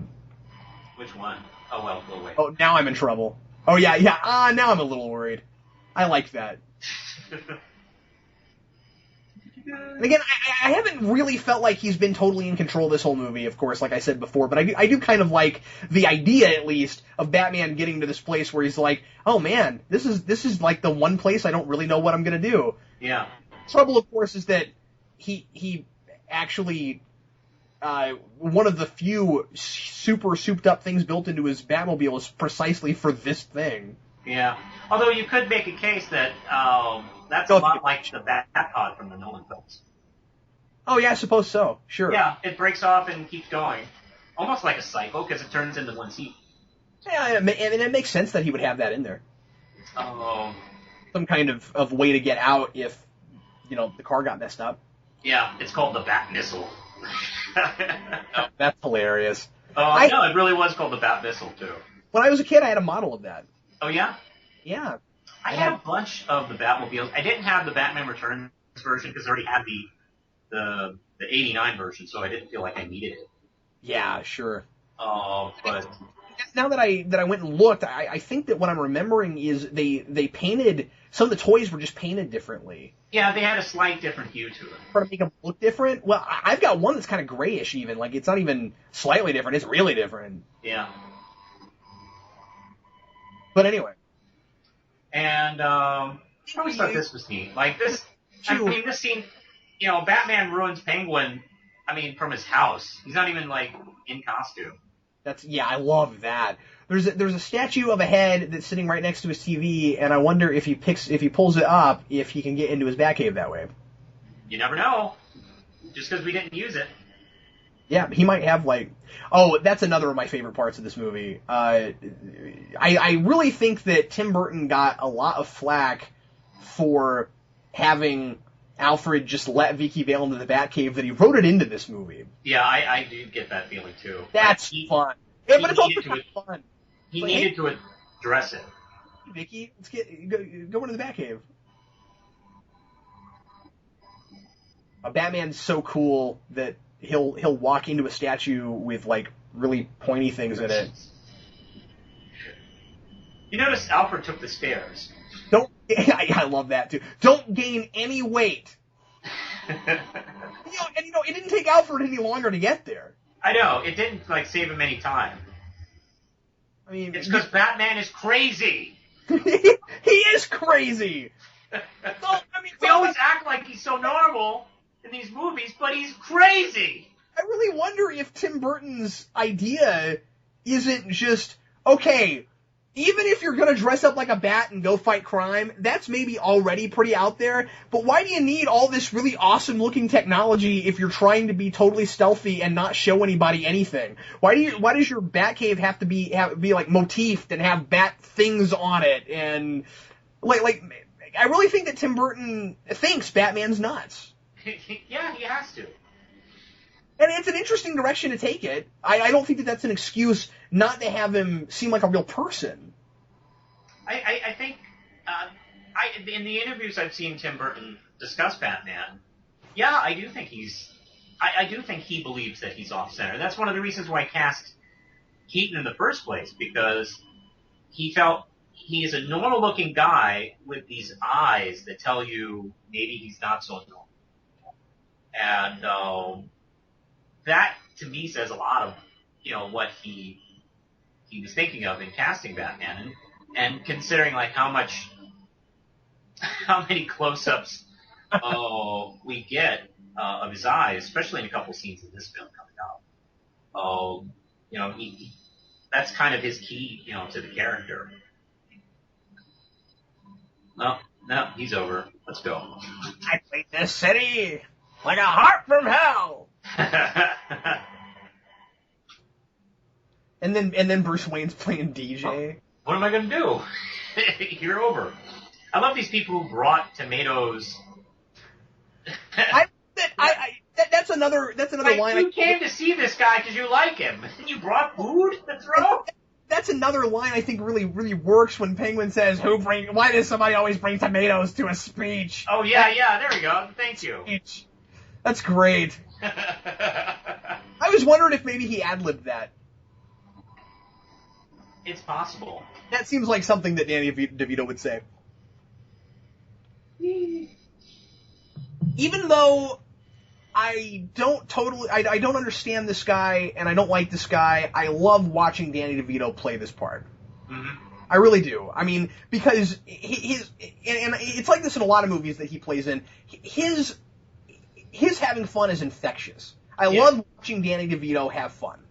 Well, DeVito has like a twisted sense of humor. If you've ever seen like him on, It's Always Sunny in Philadelphia, for instance, and some of the interviews I see with him, he has this great kind of like sick sense of humor, which I imagine really did kind of bond with him in Tim Burton, because I think they worked together once or twice more after this.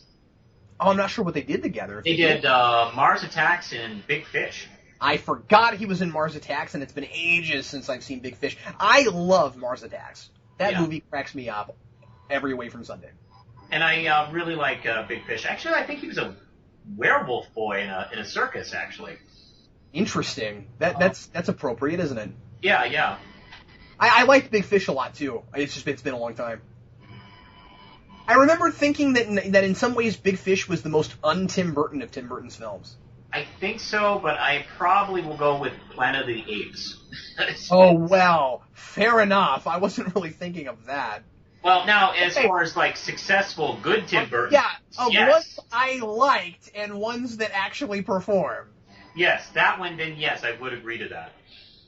Successful Tim Burton films that I would watch again. Yeah. Planet of the Apes was like, I don't know who thought Burton was a good marriage for that. Oh. Because, boy, that didn't work. That did not work. I remember thinking, like, when he was, like, chosen to do that, I was like, really? Burton? It's not kind of the guy I would have hired for that. Oh, and here, oh, by the way, we're the classic superhero movie scene where the villain gives his plot, and one guy says something wrong, and he kills him. It's like, that happens a lot, especially in like, movies. You've got to have that. The only thing that was missing was the fact that this wasn't in a boardroom. You never get better with that scene than the first movie, Bob Gunn.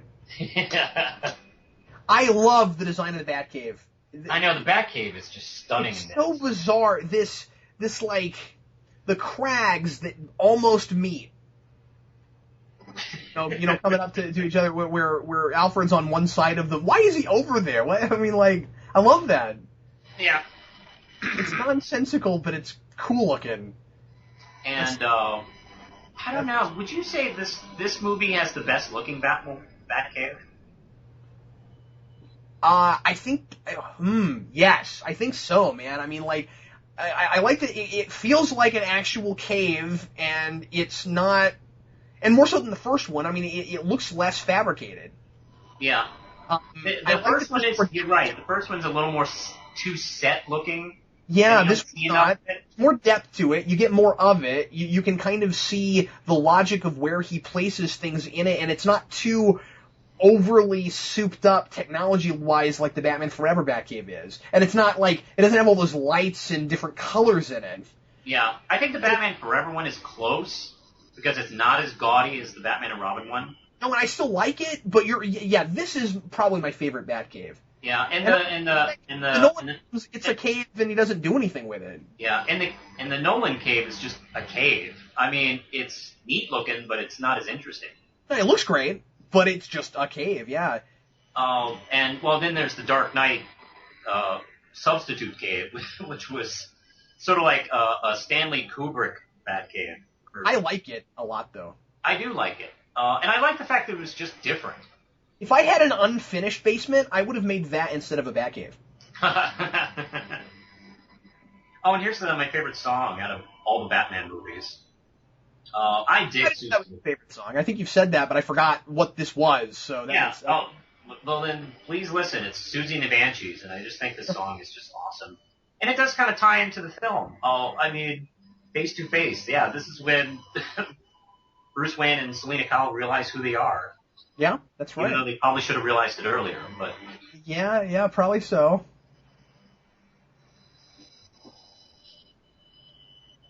Hey, does Catwoman still not know who Bruce Wayne is in the comics? I know DC 52 erased her memory of that. I haven't been following it close enough to know. Okay. Sorry. I'm not reading Catwoman because I just didn't like that book, and I haven't seen her pop up in enough other places to know that. Yeah.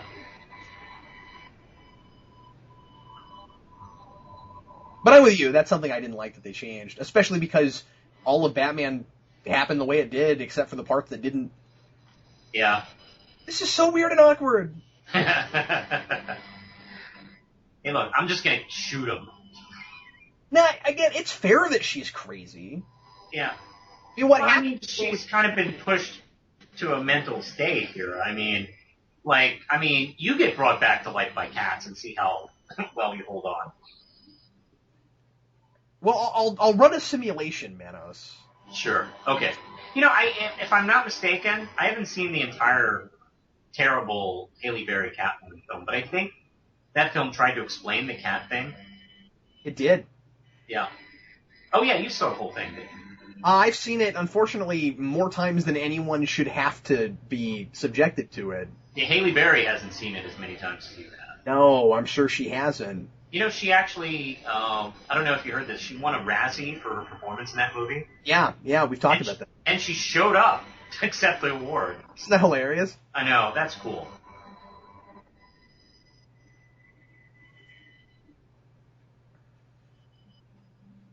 Okay, now you've got a gun on you, and we've fought each other a whole bunch of times, but don't worry, it's gonna be okay. I do like her line here where she goes, oh, does this mean we have to start fighting? I like that too. Again, they're trapped in a comic book world. They're like, okay, so we know the formula. Now that we know who each other are, that means we have to start attacking each other, right? Yeah, well, I mean, it's like, do we have to? I mean, is there some rule book that says we do? I love his... Here comes this great entrance. This is such a great entrance. The explosion in the bottom. You know, I would not... supposed to make these kinds of entrances, man, but here comes Penguin. I gotta tell you, I would never go to a high society party in a Batman film. Ever. Just stay away from them, because you know something terrible is going to happen. You can't have one without people, like villains crashing the party. See, Manos, I don't think that's really his underwear, because now he's just wearing a coat over it. Well, he's wearing a coat over his underwear. I've done that. I'm sorry, you caught me way off guard with that. Okay. That's hilarious. So if you're gonna have a movie that is this totally over the top, you really might as well have penguins with rocket packs. Yeah. I love the mayor's costume. Packs. That's something that I actually really, really like. What, the mayor's costume? No, penguins with missiles on their backs. Oh, yeah. Because it's great. It doesn't make any sense, and I don't know how, or rather, he managed to get this technology to control their minds and make them fire missiles out of their bags when he lives in the sewer and has nothing else. No. Well, except for his army of clowns. Then again, I would love to just assume he took from the Joker, but I guess I can't assume that. Well, actually, I do know. There is, believe it or not, there's a backstory of this, and this might surprise you that didn't make it into the film. Oh, man. But the backstory is he was found by a circus living underground with the penguins.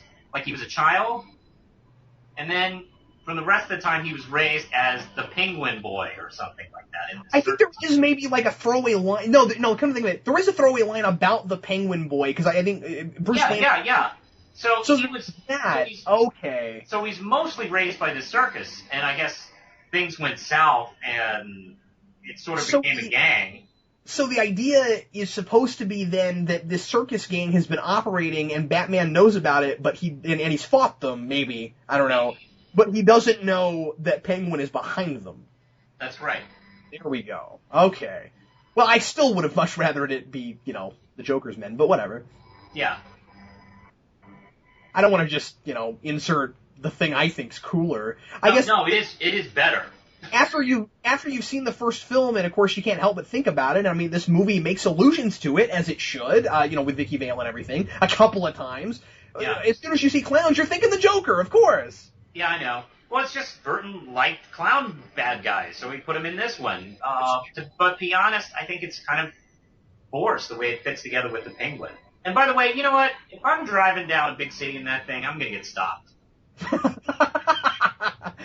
Well, he's in this, crappy downtown neighborhood where maybe there aren't any police. I mean, that thing's not fast. No. I love this Batman entrance. Oh, that was cool. It's like, how did you get over there that fast? He's Batman! Oh, okay. Well, maybe he was just right behind him, come to think of it, because of how shadows are cast. I don't know what I'm saying. How do shadows work, anyway? Yeah, I don't know, Manos. You tell me. You can't have circus people without a monkey who knows how to do everything. That's right. I love how there's an evil monkey, or a monkey that works for evil people. Yeah. It's not like, maybe it's a ancestor of the Nazi monkey from Raiders. Love the fact that he's... Supervillains must always read out loud. But that's supervillain law. All right. Wouldn't it be great if he'd gotten that and then he said, "Oh, I just got a letter. Does that mean I have to read it out loud?" See, one of my problems with the way that padding is made is like his legs are still skinny, and he looks like an egg. He does look like an egg. He's the Eggman, cuckoo cachoo. Yeah. So He's no Vincent Price, that's for sure. no. But well, okay. Now to my final last plan. I still launch missiles in the downtown district. That I guess I'm doing because I'm really angry. Yeah, I'm just done. I'm just gonna blow you all up. What does a villain this crazed do after he's won? I don't know. I'm not sure what he would do. Like, I guess sit back and Like, wouldn't he just soak up the revenge? Like, oh, I guess I just killed a bunch of people. I got nothing better to do now. Like, I mean, maybe he starts escalating to other places just for no good reason. Because frankly, he's doing this, as far as I can tell, for no good reason. Yeah, I mean, maybe some Batman villains would leave the city if they just got what they wanted. Felt like they won. And I get what this is supposed to be, that the Penguin has been shunned by society and thrown underground and these sorts of things, and so now he's retaliating. But he didn't start with this. Is it that, like... I think it was there, but I think he's just kind of given up. It's like, you know what? People are going to die. Yeah. Well, do you think maybe part of the idea is supposed to be that he's... Well, I don't know. I was going to say that like with Max Schreck, with the possibility of becoming mayor and all that maybe he's in kind of a twisted way giving humanity a chance, not to be like better people, but just to like be better to him, like give him what he thinks he deserves because he was shunned by them. I think that's a good point. I think this was him maybe going, hey, maybe this could work out. Yeah, but in a really weird, crazed sort of way. Like not like I'm gonna be equals with them. They're gonna give me the chance to be above them. Well, yeah, I mean, it's a sociopath. Come on. I mean, yeah, so maybe that's okay. I don't know. Supervillains and heroes are sociopaths. I mean, I'm thinking about the more I think about this and reason it out, I guess it makes a little more fun. Yeah, this is what Kevin Smith recently said is one of his favorite Batman moments ever. Was when the Penguins try to shoot him, and then Michael Keaton gives this look, like, did I just almost get killed by the Penguins? Yeah, that is pretty great. I never get sick of that. They're running out, like, this is the most menacing and weird plan ever. I'm gonna throw a bunch of penguins in the city. They couldn't even survive in that altitude. Not altitude, but you know what I mean. They couldn't survive in that climate, right? Yeah. It's not cold enough. Okay, it's winter in Gotham City, but you can't tell me it's cold enough for penguins. Yeah. It's the most adorable terrorist attack ever. Okay, look, those penguins have to be careful not to move too fast because the speed limit's only 35. Yeah. I also like the use of Alfred in this. Robin was also written in this script. It's so funny, they just couldn't get him in any plays. I know. Well, Burton really hates Robin. He doesn't care for the character. Well, given what we've been kind of talking about with how he feels about Batman. And, yeah, he just finds the character just too silly. And... What is with this automaton lady who gives the countdown? I don't know. Well, that's Poodle Woman. She's so weird. Like, yeah, I know. A machine. She's like, something is wrong. Yeah, she talks like that. They seem to be turning around. That's one of the things I like about Poodle Woman. It's like, you don't think someone who kind of bases their whole thing on a poodle is going to be creepy. There's a throwaway character in an episode of the cartoon Tick series where there's a woman with a poodle motif who's a superhero who has a poodle gun. Giant gun with poodles in it, and she just like waves her hand and the poodles just jump out of the gun. The only thing Poodle Woman is missing is the poodle gun. Yeah. So the Fledermaus walks up to her and he's hitting on women in this superhero nightclub, and he's like, "Hey there, what do you have in that poodle gun?" And then she fires poodles at him.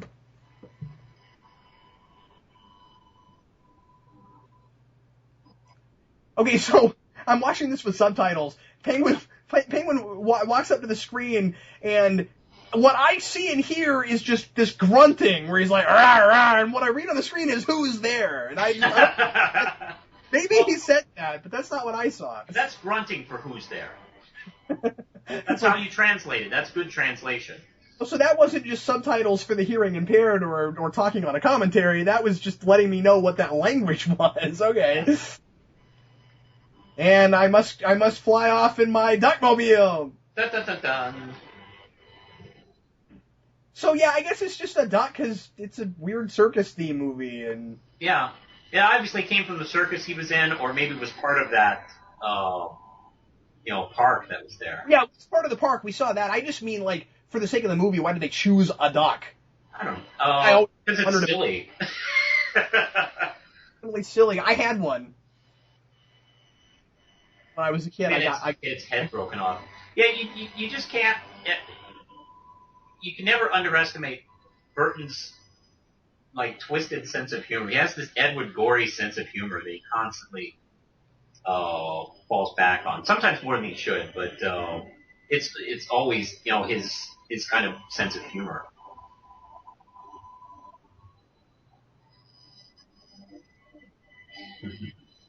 I like that line.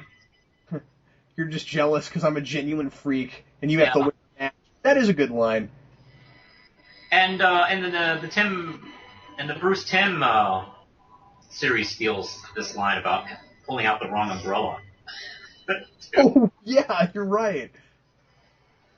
Batman's always got some kind of plan up his sleeve that has to do with this technology nobody else has. See, what are you gonna do? It's a beeping light. How are they there already? They took a shortcut. They swam. I don't know. They decided to run faster than 35 miles an hour. Yeah.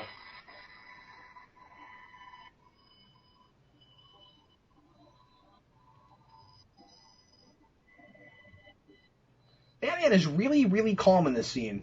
He is. Well, he knows he's got it. He knows he's got it covered. He knows that these missiles are aimed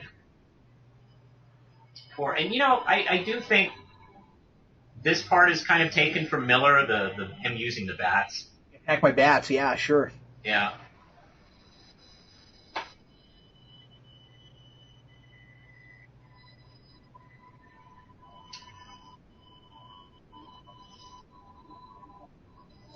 They're blowing up that awesome zoo. How dare they? The coolest zoo I've ever seen. Oh, now it's garbage. And now it's gone. Well, there goes that. There are some odd similarities to this and Mask of the Phantasm. They both end with abandoned parks being blown up. That's Batman true. being framed for murder. Batman being framed for murder pops up in a lot more places than I ever realized. I was really surprised to see that in the Batman vs. Dracula, too. Yeah. I'm glad you liked that. That was really good. I enjoyed that one. I was surprised by it. I guess some people... I love beaten up, torn up looking Catwoman there. I think that's... Oh, yeah. It's there's no talking to this person. No, there wouldn't be. I mean, there's no reasoning with that person right there. You thought she was a lunatic before. Just imagine now. Yeah. But yeah, I was right about that, right? Where there's no way she knew that Penguin and him were involved. Yeah.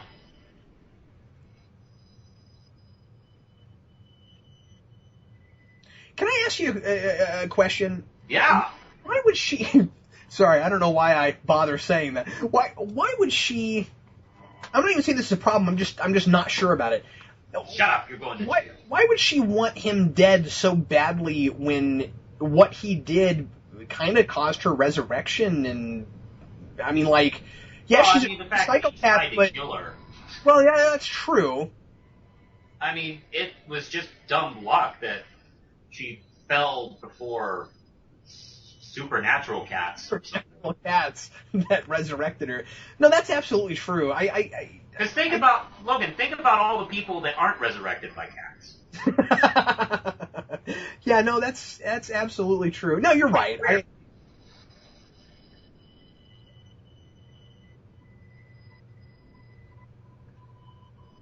Now, this is the stupidest thing Batman does in, like, I don't know, like, how many movies? Taking off his mask in front of Max Schreck? Yeah. I think even the Batman and Robin Batman is smarter than this. And I think it's weird. weird. He's going to take the mask off because his eye makeup is gone. It's also weird how easy it is to rip off. Yeah. And of course his eye makeup is gone. Yeah, you see it's gone when they cut back to him. I guess he did an arm wipe and got it all. Yeah. I mean, it's gone as he's pulling it off, yeah. Yeah. You're right. Well, it would probably, I guess they thought it would look silly for him to... Yeah, she's still got some of hers. Yeah, well, she's not taking off her mask.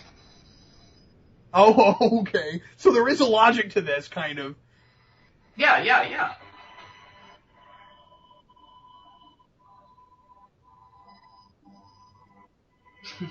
Oh, yeah, she does.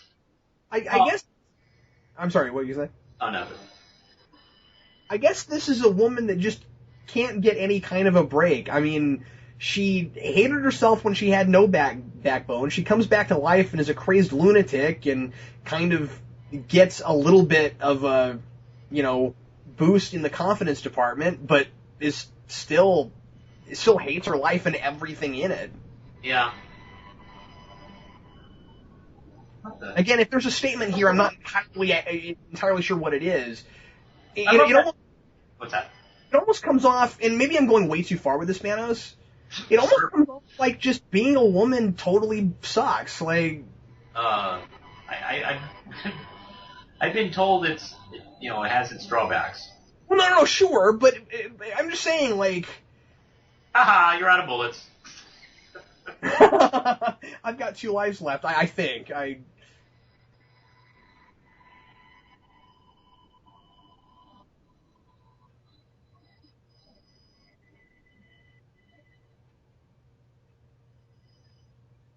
She really likes tasering people.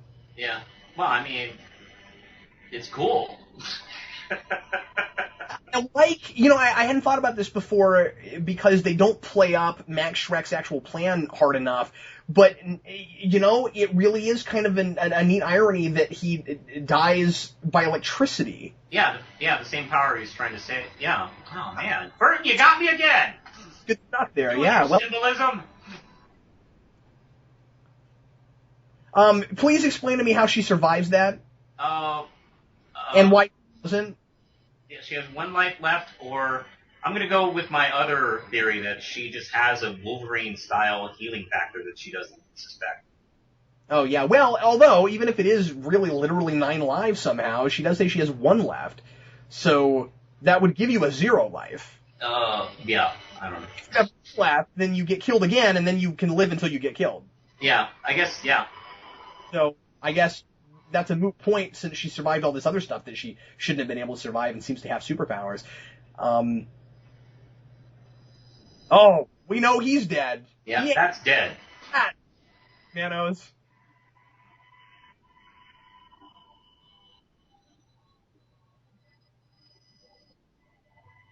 And, this has somewhat of kind of a horror film feel here at the end. It does. I sometimes wonder if he could have just saved this Penguin plot for a horror movie.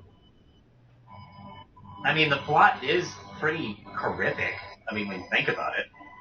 Yeah. I never caught that line before. He picks up that trick umbrella that doesn't actually have bullets or anything in it, and he says, "I picked the cute one." That's great.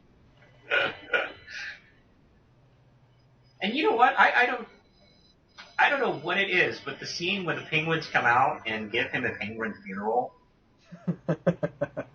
I don't know what Burton.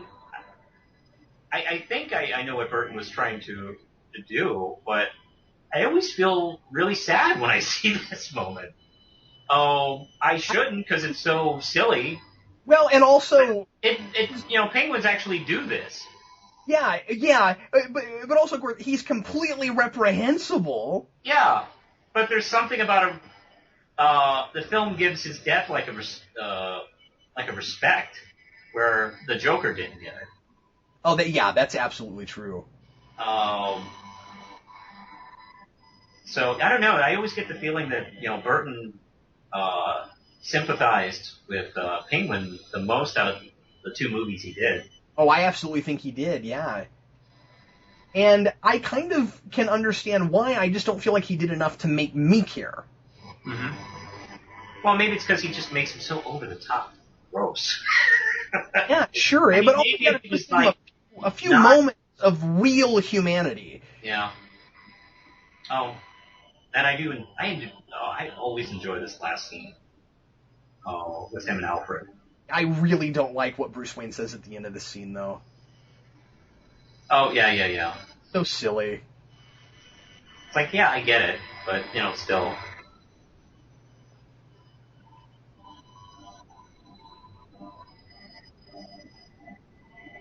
I like the idea of keeping Catwoman alive.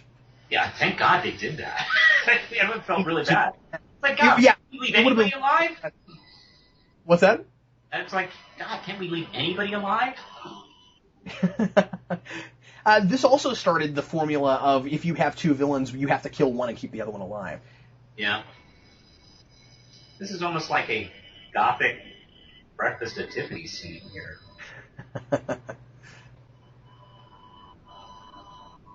I really think that that's part of the reason. I mean, I also think it's a really good film, but I think part of the reason that Spider-Man 2 is so well received is because it had one villain. Yes, and it was a sequel and had one villain. Yeah, and Spider-Man 3 had 14 villains, and yeah, but two major ones, and one of them dies and one of them is alive at the end. Yeah, and even the Nolan films, as great as they are, for the most part, follow this formula as well. It's like, yeah, I can't we have one villain? I like how the cat's looking at the screen. Hey, how's it going? Yeah, that's great. That's one of the things I really praised Dark Knight for, though, is that it has that formula, and I think that the story is good enough that I didn't notice it until I thought about it. I was sort of impressed with it for not drawing attention to the formula. Mm-hmm. That's kind of impressive. I mean, I guess I may have rather not have the formula at all, but I'm just saying it's kind of interesting how that was so cold out. No one is out on the streets. Yeah. Well, it's cold enough that penguins can survive. Yeah. It's kind of fun that they kind of have the same thing at the end of from the end of the first one, but it's actually Catwoman. Yeah. Though that was an afterthought, I think, and they didn't really have her in the suit there. Yeah, I know.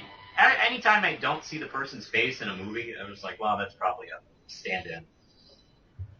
I don't like being as baffled by this movie as I am. I don't understand what exactly the movie is trying to do with Catwoman beyond just the generic, it's a woman living in a man's world, and that drives her insane. I'm kind of stuck on it, because I want it to be than that.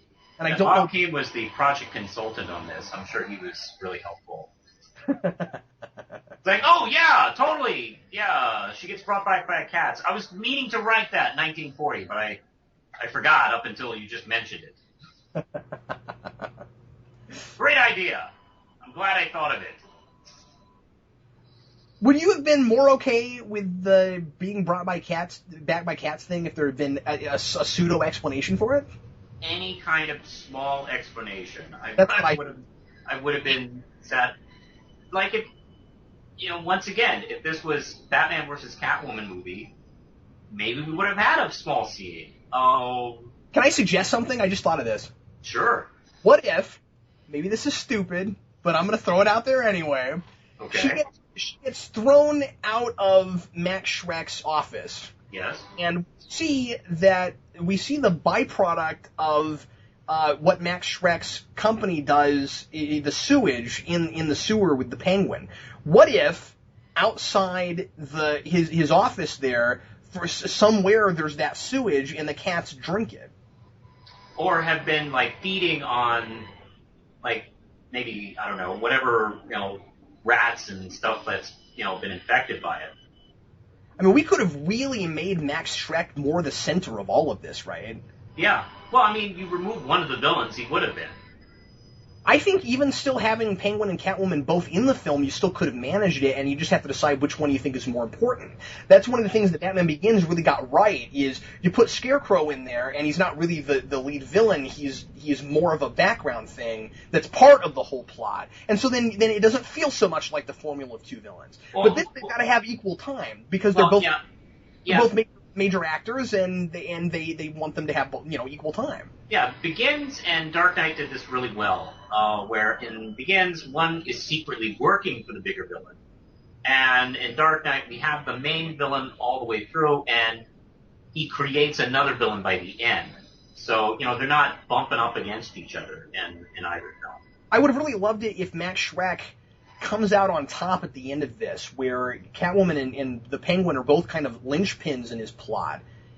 And then, he needs them both. And we, the audience, think that Catwoman and Penguin are more important than they are. You get to the end, and he's actually, you don't want it to be too convoluted, of course, but he actually has kind of planned everything he's done. I mean, maybe it's one of those things where, like, he wanted to get kidnapped by the Penguin and things like, and he pushed her out the window on purpose, and he planned all this. He knew what was going to happen somehow. And then, again, maybe it's too convoluted, but it could have worked. And then you get to the end of the film, and you find out that he is really the big bad, and then Batman has to take him down. It sounds like Christopher Nolan's Batman Returns. I don't know if it's good, but it might have been. It makes more sense to me than what we got. I know. I like it. Because you could give Batman a chance to kind of be figuring all this stuff out. You could give Batman stuff to do because he's trying to because they do kind of do a couple, maybe one or two scenes at the beginning where Bruce Wayne and Max Schreck are kind of like dueling with each other a little bit. Yes. And that could have like carried on throughout the whole film.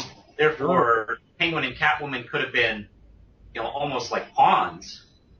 As I've always said, I don't like to rewrite movies. I feel like what I just came up with is playing with all the pieces that are already there. I mean, it's kind of sort of where maybe it makes the most sense for it to go. Yeah. Well, yeah. I mean, it's funny. It's when you watch this film, it's almost like looking at an incompleted puzzle. Yeah, and I've always thought that about it. Having said that, Manos, I don't know if it's just I love doing these with you, but this is the most fun I've ever had watching this film. Hooray! I mean, my rating of this went up a full point this time. Oh, that's good. Granted, we're talking over it, and I'm not paying attention to everything because I got to think of things to say. But yeah, these things always kind of change, at least to a degree, how you look at movies, because you're sort of dissecting it verbally with another person as you go through. Yes, yeah. And I don't know. I feel like the two Tim Burton movies, especially this one, especially since the Nolan movies have come out, have gotten, I don't know, kind of a fairly unfair beating by a lot of fans. And I do recognize that just is the cycle of the generations. I was like that too when the Burton films came out, and I really kind of used to trash on the 66 Batman. Oh, how dare you! Yeah. Well, then I grew up a little bit, and I learned that, Batman is Batman, and, I should learn to, love and appreciate, the whole history. So, it took me a couple of years to figure that out, but I quickly did. So that's kind of what's going on here. Like, now the Nolan movies are so popular and cool. I'm like, oh, hey, these stupid Burton 90s movies, they don't make any sense, blah, blah, blah. But they have, of course, the Batman film, is the 89 one, is what it is. And Returns is just such an intriguing anomaly in a way, where it's just, it's all metaphor. And I mean, it could work. It's a silent movie, and it's a lot of, it's Tim Burton also. He was like really gearing up to, he had already done like a couple of like, assigned projects with the Pee-wee film and, the Beetlejuice film that was kind of, I think, thrown in his lap because, you know, it wasn't going anywhere. And then the Batman project. And so with this film and Ed Wood Scissorhands, you kind of see Tim Burton sort of become Tim Burton. Yeah, it's really interesting since it's that early on in his career, just how much you can tell that this film influences the rest of his career. Yeah, it's very clear that this is where he kind of finds that visual style. And I think there are a lot of examples after this where he does this, but then the story works better. Yeah. Well, I mean, sure. If he works with stronger writers and also people that will tell him no. That's absolutely true. People that will, like, take him aside and go, you know what, no, we have to explain this somehow. I do think that he had a very strong cast in this film. I still don't love what Michael Keaton's doing, but those were not the wrong casting choices for those. No, those were great casting choices. This is a really good cast. I don't have any issues in it, with the exception of Christopher Walken's son, but that's a small part. It's not a big deal. I think everybody's really good in this movie. I'll take him if it means I get Walken. Yeah. Well, I don't know if I have anything else to say about this movie. Well, I think that's everything I've got, too. Thanks, everybody, for listening to Geeks Not Nerds, the podcast. This was a really interesting viewing for me, and I hope everybody else had a great time, too. Manos, as always, I'd love to have you back for something else. I don't know what yet. We'll figure it out.